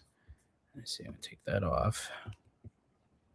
So an email survey sent to Universal Orlando annual pass holders asks for opinions on 3 different options for incorporating Epic Universe access. And I think that's really smart of Universal to do, so they can kind of have a vision but see what the guests think. And I kind of wish that Disney did that, and like really considered, our thought process on it. So let's see.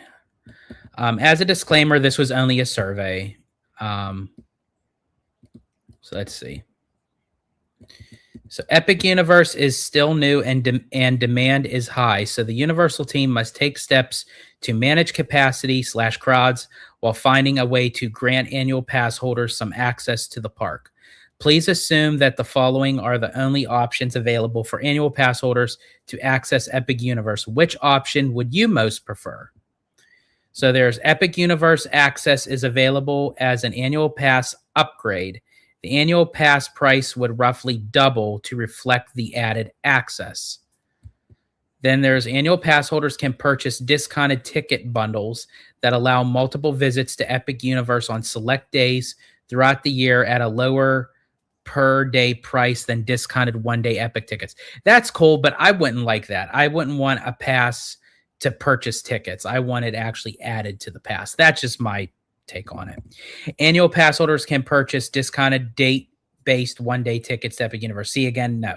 I honestly would pick the option 1. I would rather have Epic Universe part of my pass, and I would just pay the upgrade and have it double, and then that's that. And then moving forward, when it comes time for my renewal, I just pay for the price, that it would cost for Epic Universe to be added. All 3 concepts asked UOAPs to think about the price for a moment, noting that the 2-park preferred pass is currently $530 a year, and asking what they would expect each type of Epic Universe access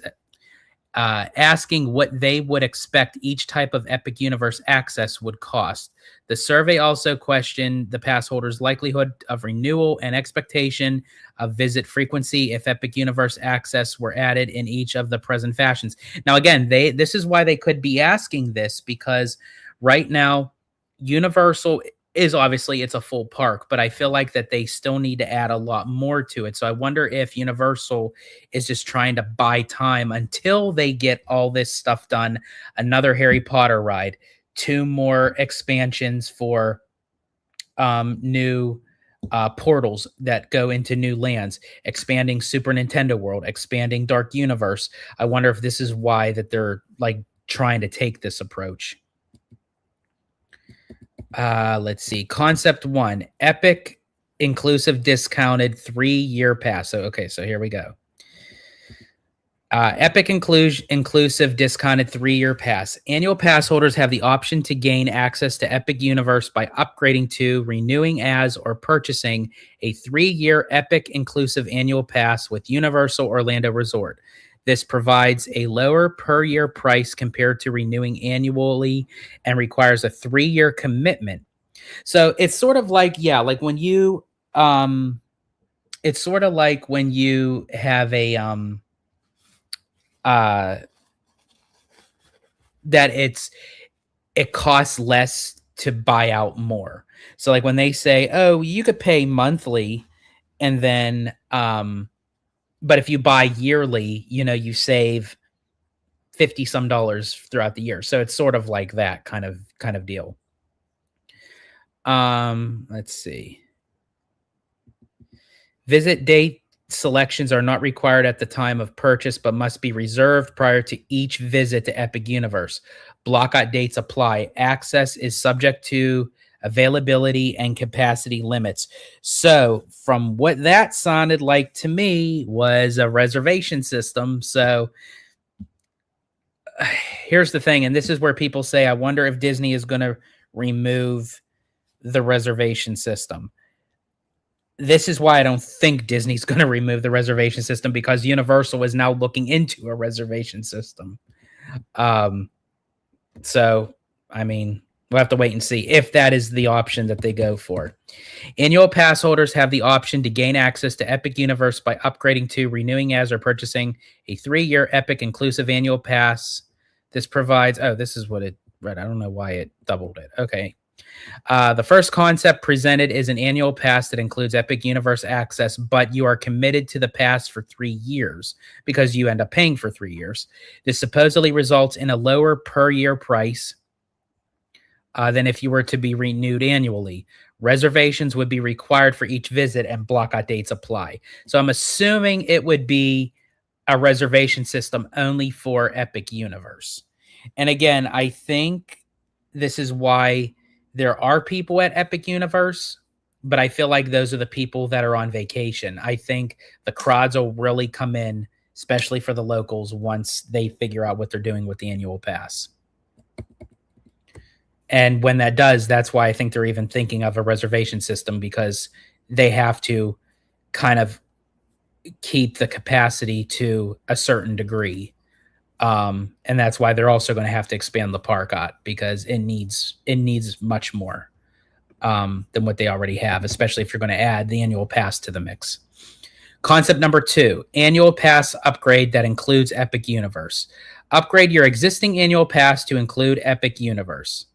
Annual pass holders have the option to gain access to Epic Universe by upgrading to, renewing, or purchasing annual pass with Universal Orlando Resorts. Visit dates selections are not required at the time of purchase, but must be reserved through a multi-step reservation process prior to each visit to Epic Universe. For changes, the reservation must be canceled and rebooked. Blockout dates apply. Access is subject to availability and capacity limits. The second concept presented is another annual pass tier that would include Epic Universe access. However, to visit Epic, pass holders would have to go through a multi-step reservation process to plan a trip. These reservations also cannot be modified once made. Only canceled and rebooked, and blockout dates apply. Now, here's the thing with that. That is actually a downgrade from Disney, because if you make a reservation with Disney, you could at least change it or alter it. So you can't do that if that is part of option 2. You would have to literally cancel and rebook. And that's kind of bad in a way, because at least if you try to change an existing reservation with Disney, you can see if there's availability or blockouts. If you have to cancel once it's canceled and then you rebook, who knows if there's even availability by the time you do so. So you're really going to have to kind of really check before fully canceling it and rebooking. I don't know about that one. That one seems a little bit kind of iffy. Concept 3, pick 3 Epic Universe ticket bundle add-on. Annual pass holders have the option to purchase a multi-day Epic Universe ticket bundle that allows one person to visit Epic on 3 separate days of their choice during a specified 3-month access window. Visit date selections are not required at the time of purchase, but must be reserved prior to each visit. Blockout dates apply. Because here's the thing. So would that mean those tickets would just be for Epic Universe, that you can't switch over to the other parks if you wanted to? So it's only like if you purchase for Epic Universe. And I know if you're buying a ticket for Epic Universe, oh yeah, so no, it wouldn't, because you're an annual pass. So you could use your annual pass for, I guess, the other parks if you wanted to switch over. But these tickets would be specifically, I mean, if you're paying for an Epic Universe ticket, I assume you would stay in Epic Universe. So 3 separate days of your choice during a specified 3-month access window. So you can choose your 3 days within a 3-month access window. As I said, that seems okay, but if I have an annual pass, I want the park added to my annual pass. Like, I don't, to buy tickets. And I know it's at a discounted rate, but I don't know.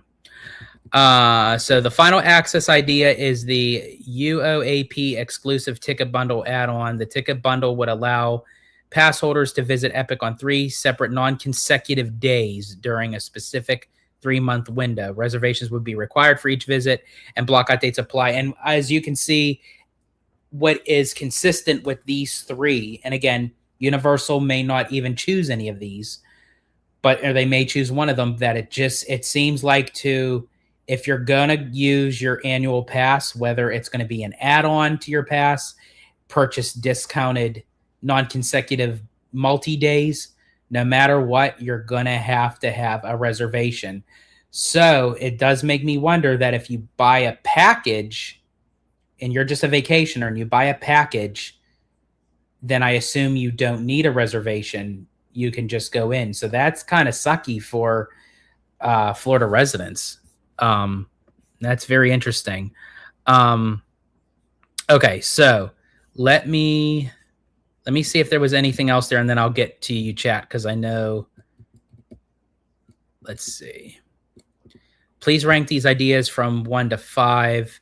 Express Pass for shows, early bird incentives, dynamic Express Pass exclusive. Let's see. Oh, gift a pass, exclusive park hours. Okay. The last part of the survey presents ideas for annual pass holder engagement and asks for options and rankings with 5 options: Express Pass for shows, early bird incentives, dynamic Express Pass, exclusive park hours, and gift a pass. It does not specify whether these options would be solely for Epic Universe or for Universal Orlando Resort as a whole. What do you think of these Epic Universe options for Universal Orlando annual pass holders? So again, that is thanks to WDW News. Okay, so now let's get back to the chat and we'll catch up here. Let's see. Let's see.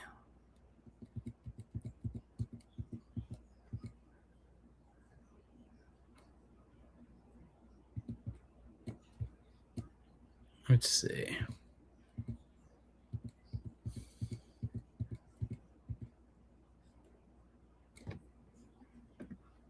Oh, sorry. I already did that one. Let's see.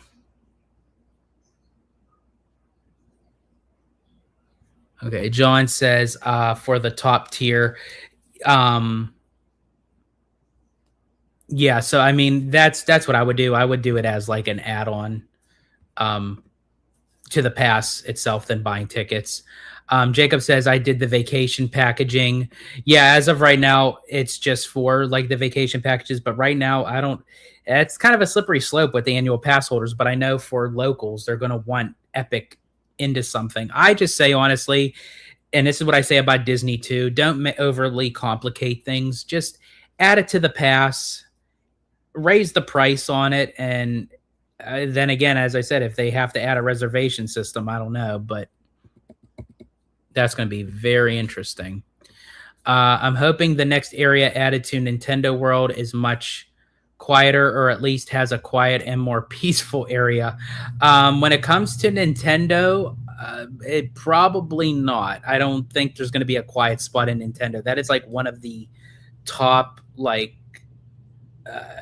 demanding lands, and I think honestly, if they add Pokemon there, or if they add Zelda, or expanding out like even with Luigi's Mansion, I seriously doubt it's going to be more quiet. It's probably going to be more noisy. Let's see. I didn't know Lightning Lane could sell out at Disney World. Yeah, I mean it can. If the demand is high for that day, especially during like spring break and what have you, yeah, that could definitely sell out, whether it's an individual or a whole Lightning Lane package. Apparently it's sold out for Easter. Oh, well, yeah, that's what, yeah. So yeah, especially on Easter Day, it's going to be packed. So yeah, it'll be gone for sure. If Epic is truly operating around 50 to 60% capacity, it's wild to think how long the lines would be with increased capacity that comes with APs. That's what I mean, Ryan. Like, and I think Universal knows this, and this is why they're looking at the data.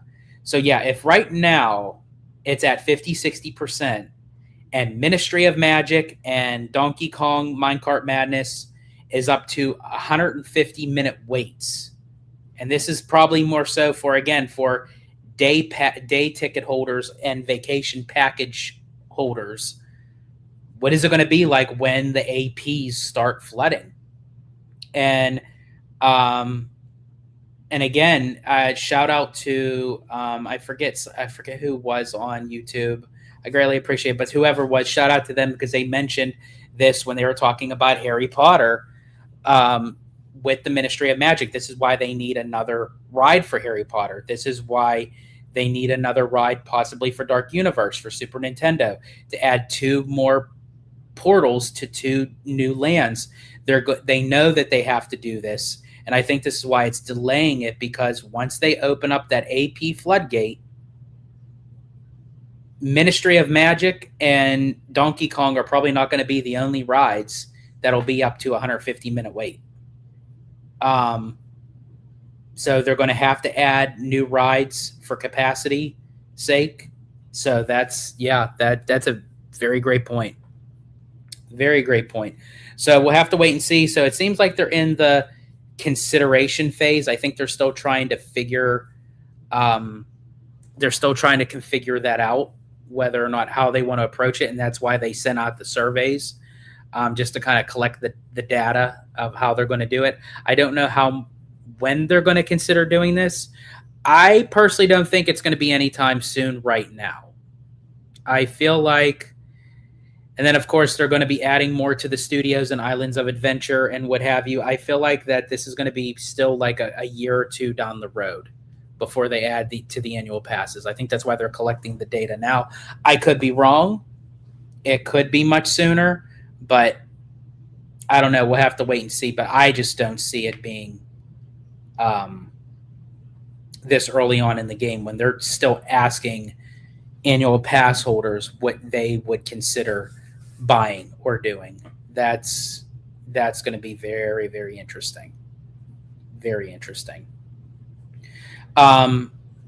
Eventually, I was talking to Theme Park Conductor. Eventually, I would like to get my Walt Disney World annual pass and Universal, but I'm going to wait on that because to see what is to become of with Epic Universe and see what options they give, if it's even worth it. With buying a pass, I mean, I would still do it as a vacation package, obviously, but I'm very curious. And then also with Walt Disney World, I'm waiting for more things to open. So it would give me an excuse to utilize the pass to go down more frequent. But then I also remember, too, that once I become an annual pass holder again for Walt Disney World, that won't work with the dining plan. And the dining plan worked out very well because when I do stays at Disney World, I do long stays. So to be able to purchase the dining plan ahead of time and not have to worry about budgeting day after day, you can't do it with an annual pass because you need to have a vacation package to add on the dining plan. And in order to have a vacation package, that has to include tickets. So yeah, that's so a lot to think about, a lot to consider. But as I said, I'm not going to jump right at the, as a knee-jerk reaction. Obviously I'm going to, wait it out and see, to see what is to become of, with the passes for Universal adding Epic and, if I'm still going to consider my Walt Disney World pass for sure. John says, do you think Universal would ever consider replacing the Simpsons land with a Scooby-Doo land or Super Smash Brothers Brawl area? So the Super Smash Brothers would be really cool, but I don't think they'd put it in Universal Studios just because with the Super Nintendo world in Epic. If they did anything like that, it would be an extension of Super Nintendo, like I think they're going to do with Luigi's Mansion. And then again, either Zelda is going to get his own land or it's going to be an extended part of Super Nintendo. And the same goes, and who knows, even with Pokemon. I think Pokemon deserves their own land. Obviously, that can't be a little mini land added to Super Nintendo. They need their own land. For Scooby-Doo, that's interesting because they do have the Scooby-Doo meet and greets, and at both Universal Studios Orlando and over here at Hollywood as well. And they're also doing the Scooby-Doo meeting up or with the classic Universal Monsters for FanFest. That's going to happen starting April 23rd. So they may be testing the waters. I don't know. Maybe, I don't know how big they would want to replace The Simpsons with Scooby-Doo. But I think the fact that they are actually doing something with Scooby-Doo, I think is very interesting. But again, that's over here in Hollywood. I don't know how well he is received down in Orlando because it's it runs very, very different. So that's interesting. Yes, I did, John. Right now, we haven't seen the movie yet. Possibly, hopefully, if we get the time, we'll definitely catch it. As I said, we had friends who said it's a really good movie. So if we have the time, we'll definitely check it out.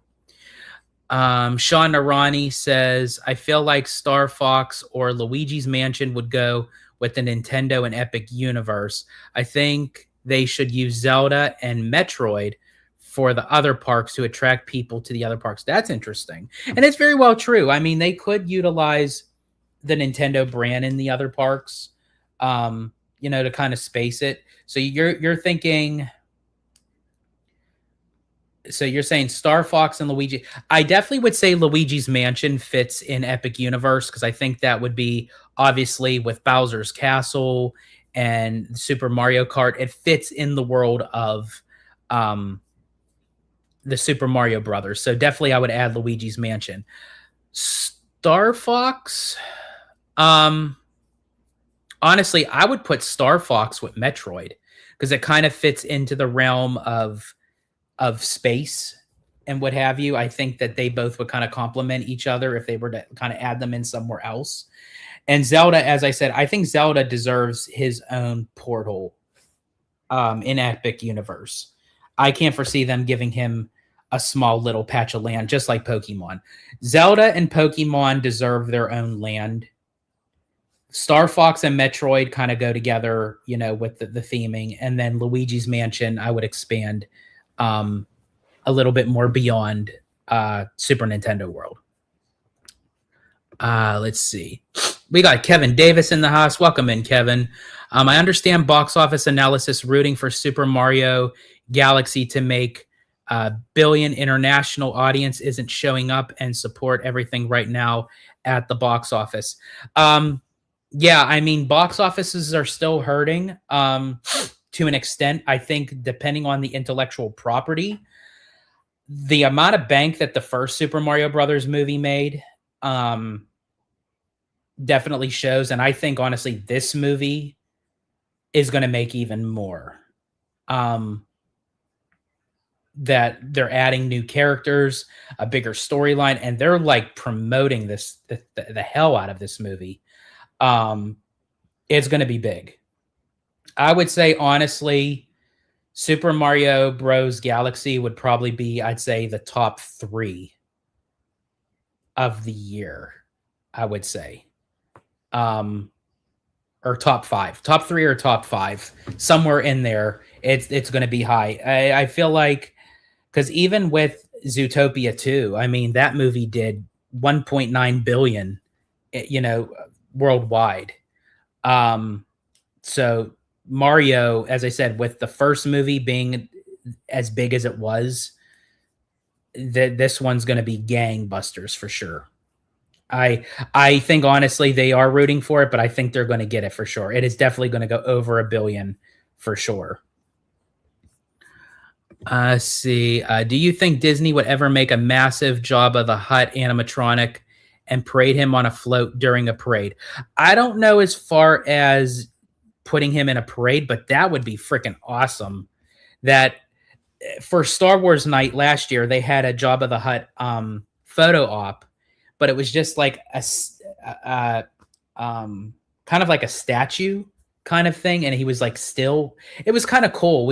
Abby and I got our picture taken, but to have a massive audio animatronic of Jabba the Hutt, that would be cool, especially because the Hutts are still present. That's going to be in the Mandalorian and Grogu movie. So that would be cool if they can do a massive Jabba the Hutt audio animatronic, like in an attraction or just like a, you know, part of the land, sort of like how they do with the dragons in the Isle of Berk at Epic Universe. Oh man, that would be awesome. I would love that. That's what they need to do with Star Wars. They need more life to be moving in that land. It's too stiff. It's too stale. Let's see. They could add more characters to Epic. I feel like not enough meet and greets from what I watch. Yeah, I mean, I do love the interaction meet and greets in Isle of Berk. You know, you can meet Hiccup and Toothless and Astrid and some of the other characters from it. That's really cool. You have the Invisible Man. You have was it Igor from Dark Universe. I do wish that they would bring out Donkey Kong more for Super Nintendo. I feel like they just brought him out for like his grand opening and that was it. But yeah, I say, and honestly, with the Super Mario Galaxy movies, who knows? They may add more characters. I would love to see Bowser. That would be really cool. Let's see. Trying to think what other? And then Harry Potter, they're not going to do no meet and greets because that was J.K. Rowling's stipulation, even with Disney, when Disney was trying to do Harry Potter first. Disney almost had, as I said, Universal almost went into bankruptcy. Potter saved them. So if Disney would have went with Harry Potter, who knows where Universal would have been right now. But with Harry Potter, they won't do meet and greets because that was the stipulation that Disney tried to do, and J.K. Rowling backed out of that. That was one of the reasons anyway. Plus Disney's ideas for Harry Potter, they were kind of, they weren't that good. And then there is a mascot that they use for Celestial Park. That would be, I forget, Tommy Toon was talking about him, and he showed me him. That would be kind of cool if they had him in Celestial. What other? And then, of course, whatever else new, portals that they add. I'm for sure if they have Link, you'll be able to meet Link. Maybe if they add more, like, again, we were talking about Star Fox, Metroid, Kirby from like the Kirby games, that would be kind of cool. And then again, if they do Pokemon, you could meet some of the Pokemon if it goes into Epic. I think it's honestly going to go in Islands of Adventure. And then there's a possibility they may do Wicked. I mean, they do that Wicked meet and greets with Glinda or Galinda and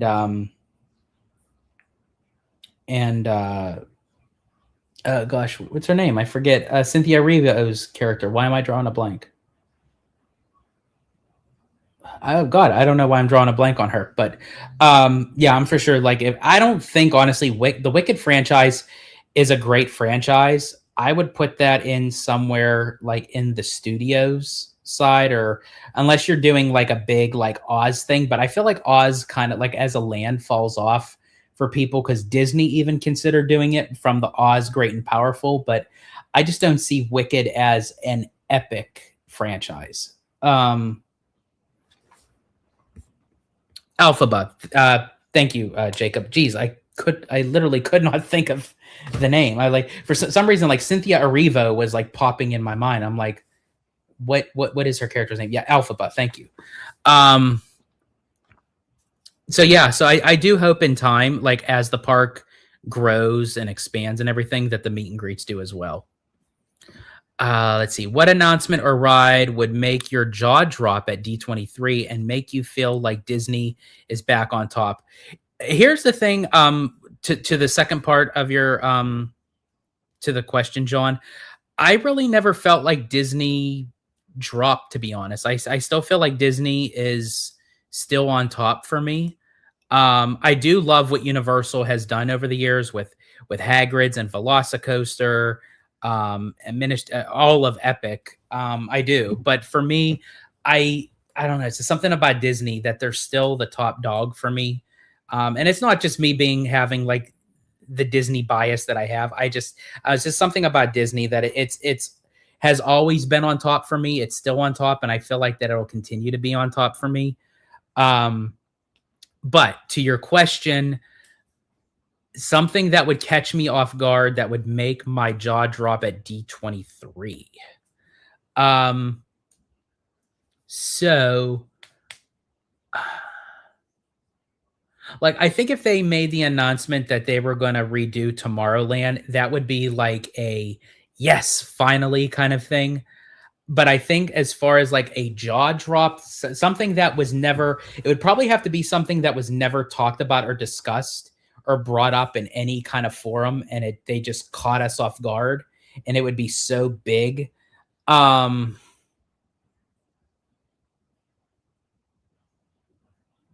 would say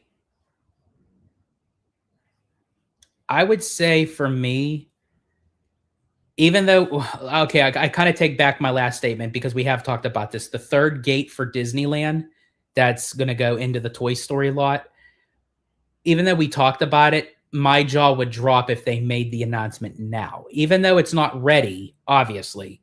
But if they made the announcement to say, hey, it's a done deal, sign, seal, deliver Toy Story parking lot is going to become Disneyland's third gate. This is some early concept art. We're not 100% sure of what direction we're going, but this is something that we're considering. My jaw would drop just because of that they confirmed the speculation that the Toy Story lot is going to be the third gate, and guess what? It's coming in the next X amount of years. That would be really cool. So for Ryan, the jaw drop would be for Tomorrowland for you, and I could definitely see that. Only space stays and everything else is changed. I can agree with you that too, especially because since it's very weird that with Magic Kingdom changing their Buzz Lightyear, that they're not doing it twice in Disneyland. Like nothing for Tomorrowland was touched or altered. So could that possibly be because everything else is going to get changed except for space? So we'll have to wait and see. I still feel like Disney is on top, but I'm talking more like 90s and early 2000s. As far as like, yeah, I feel like right now Disney is starting to get back into that because I feel like the company has been going through rocky times, obviously, with,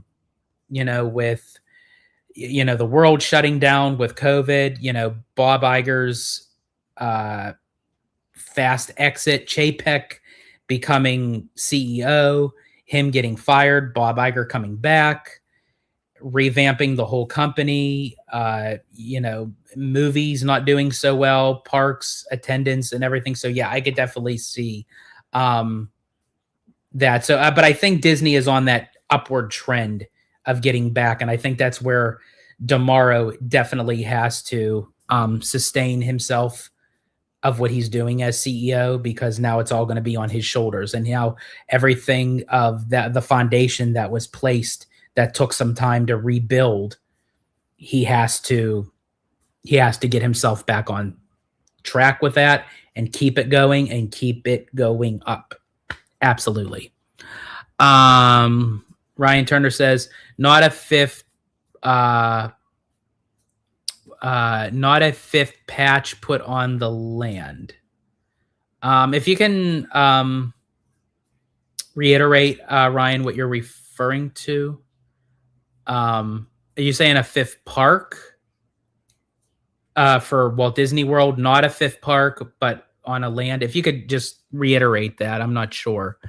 But I'll wait and see what Ryan would say, and then I'm going to be wrapping it up here because in less than a half hour, going live again with theme park conductor and Tommy Toon and Abby.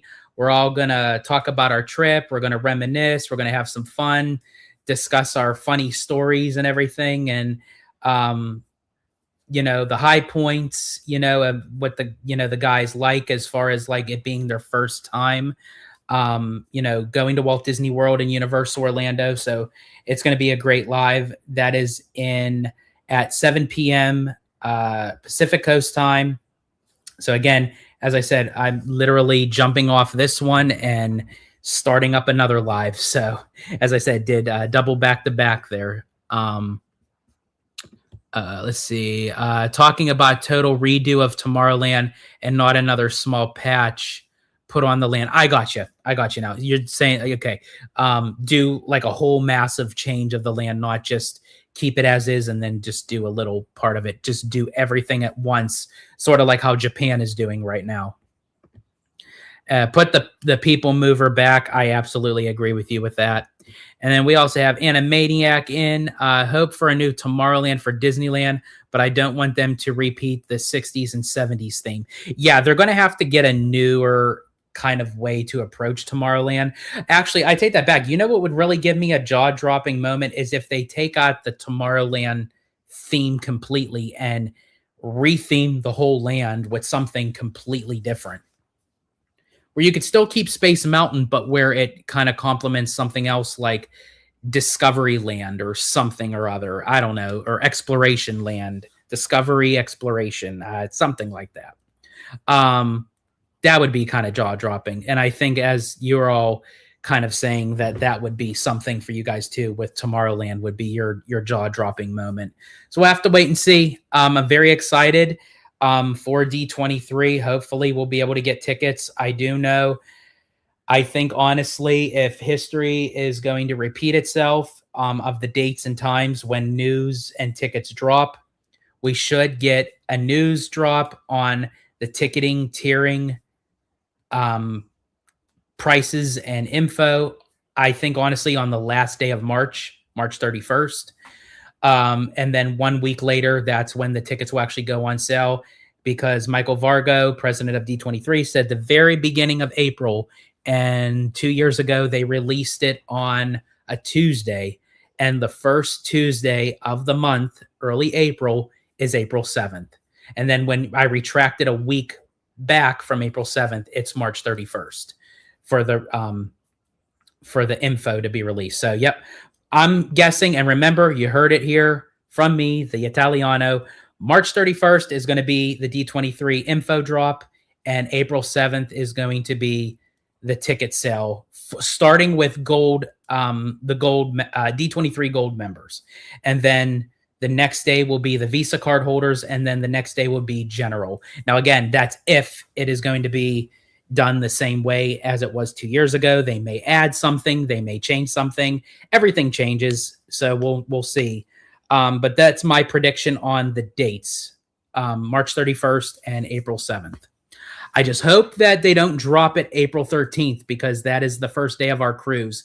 We will be on the Disney Wonder, and the only way that I'd probably be able to get them is if it would be early in the morning, so I guess we wouldn't be on the ship yet. So I guess I'd be getting the tickets on the ride down to San Diego if it's the 13th, or if we're on the ship before it sails out, or I'd have to buy the expensive Wi-Fi.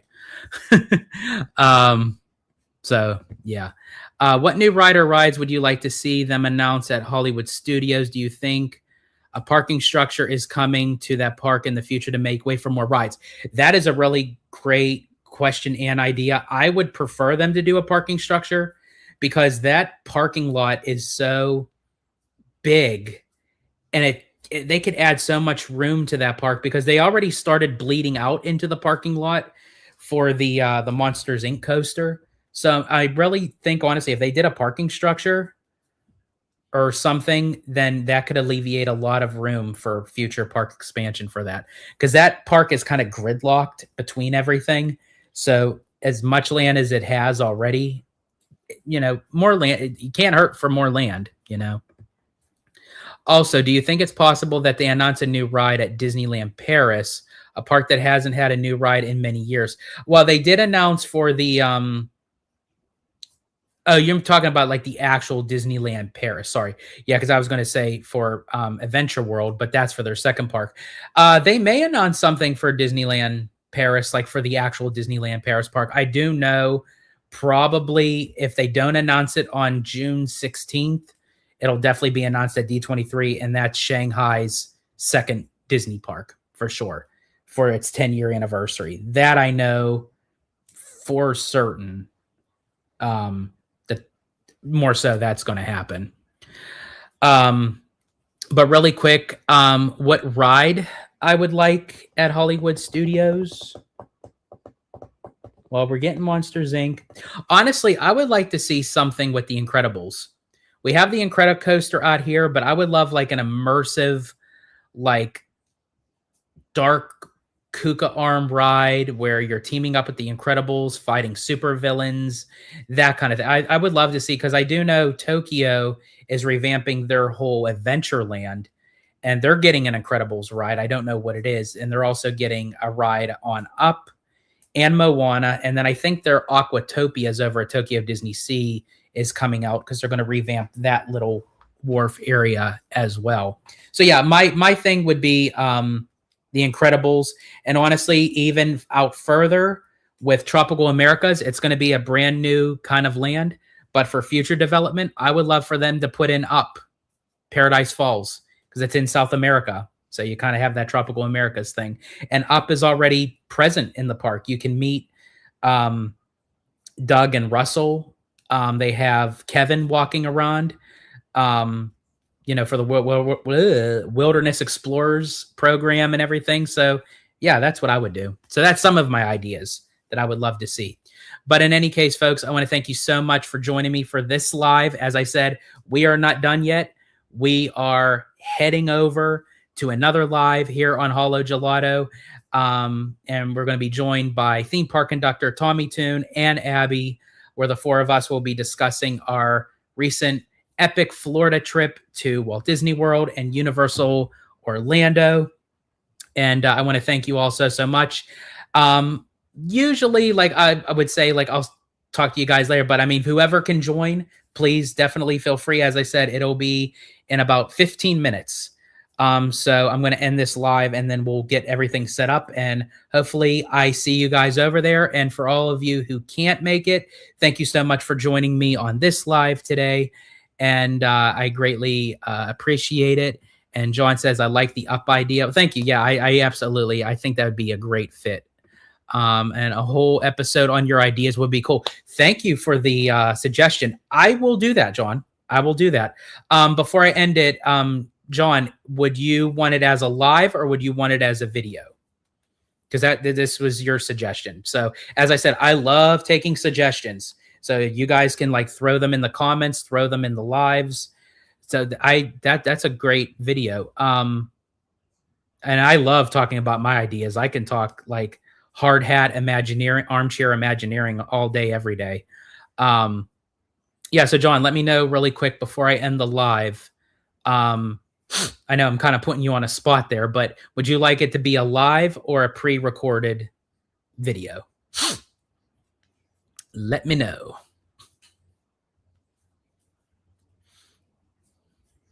And whatever you choose, that's what I'll do.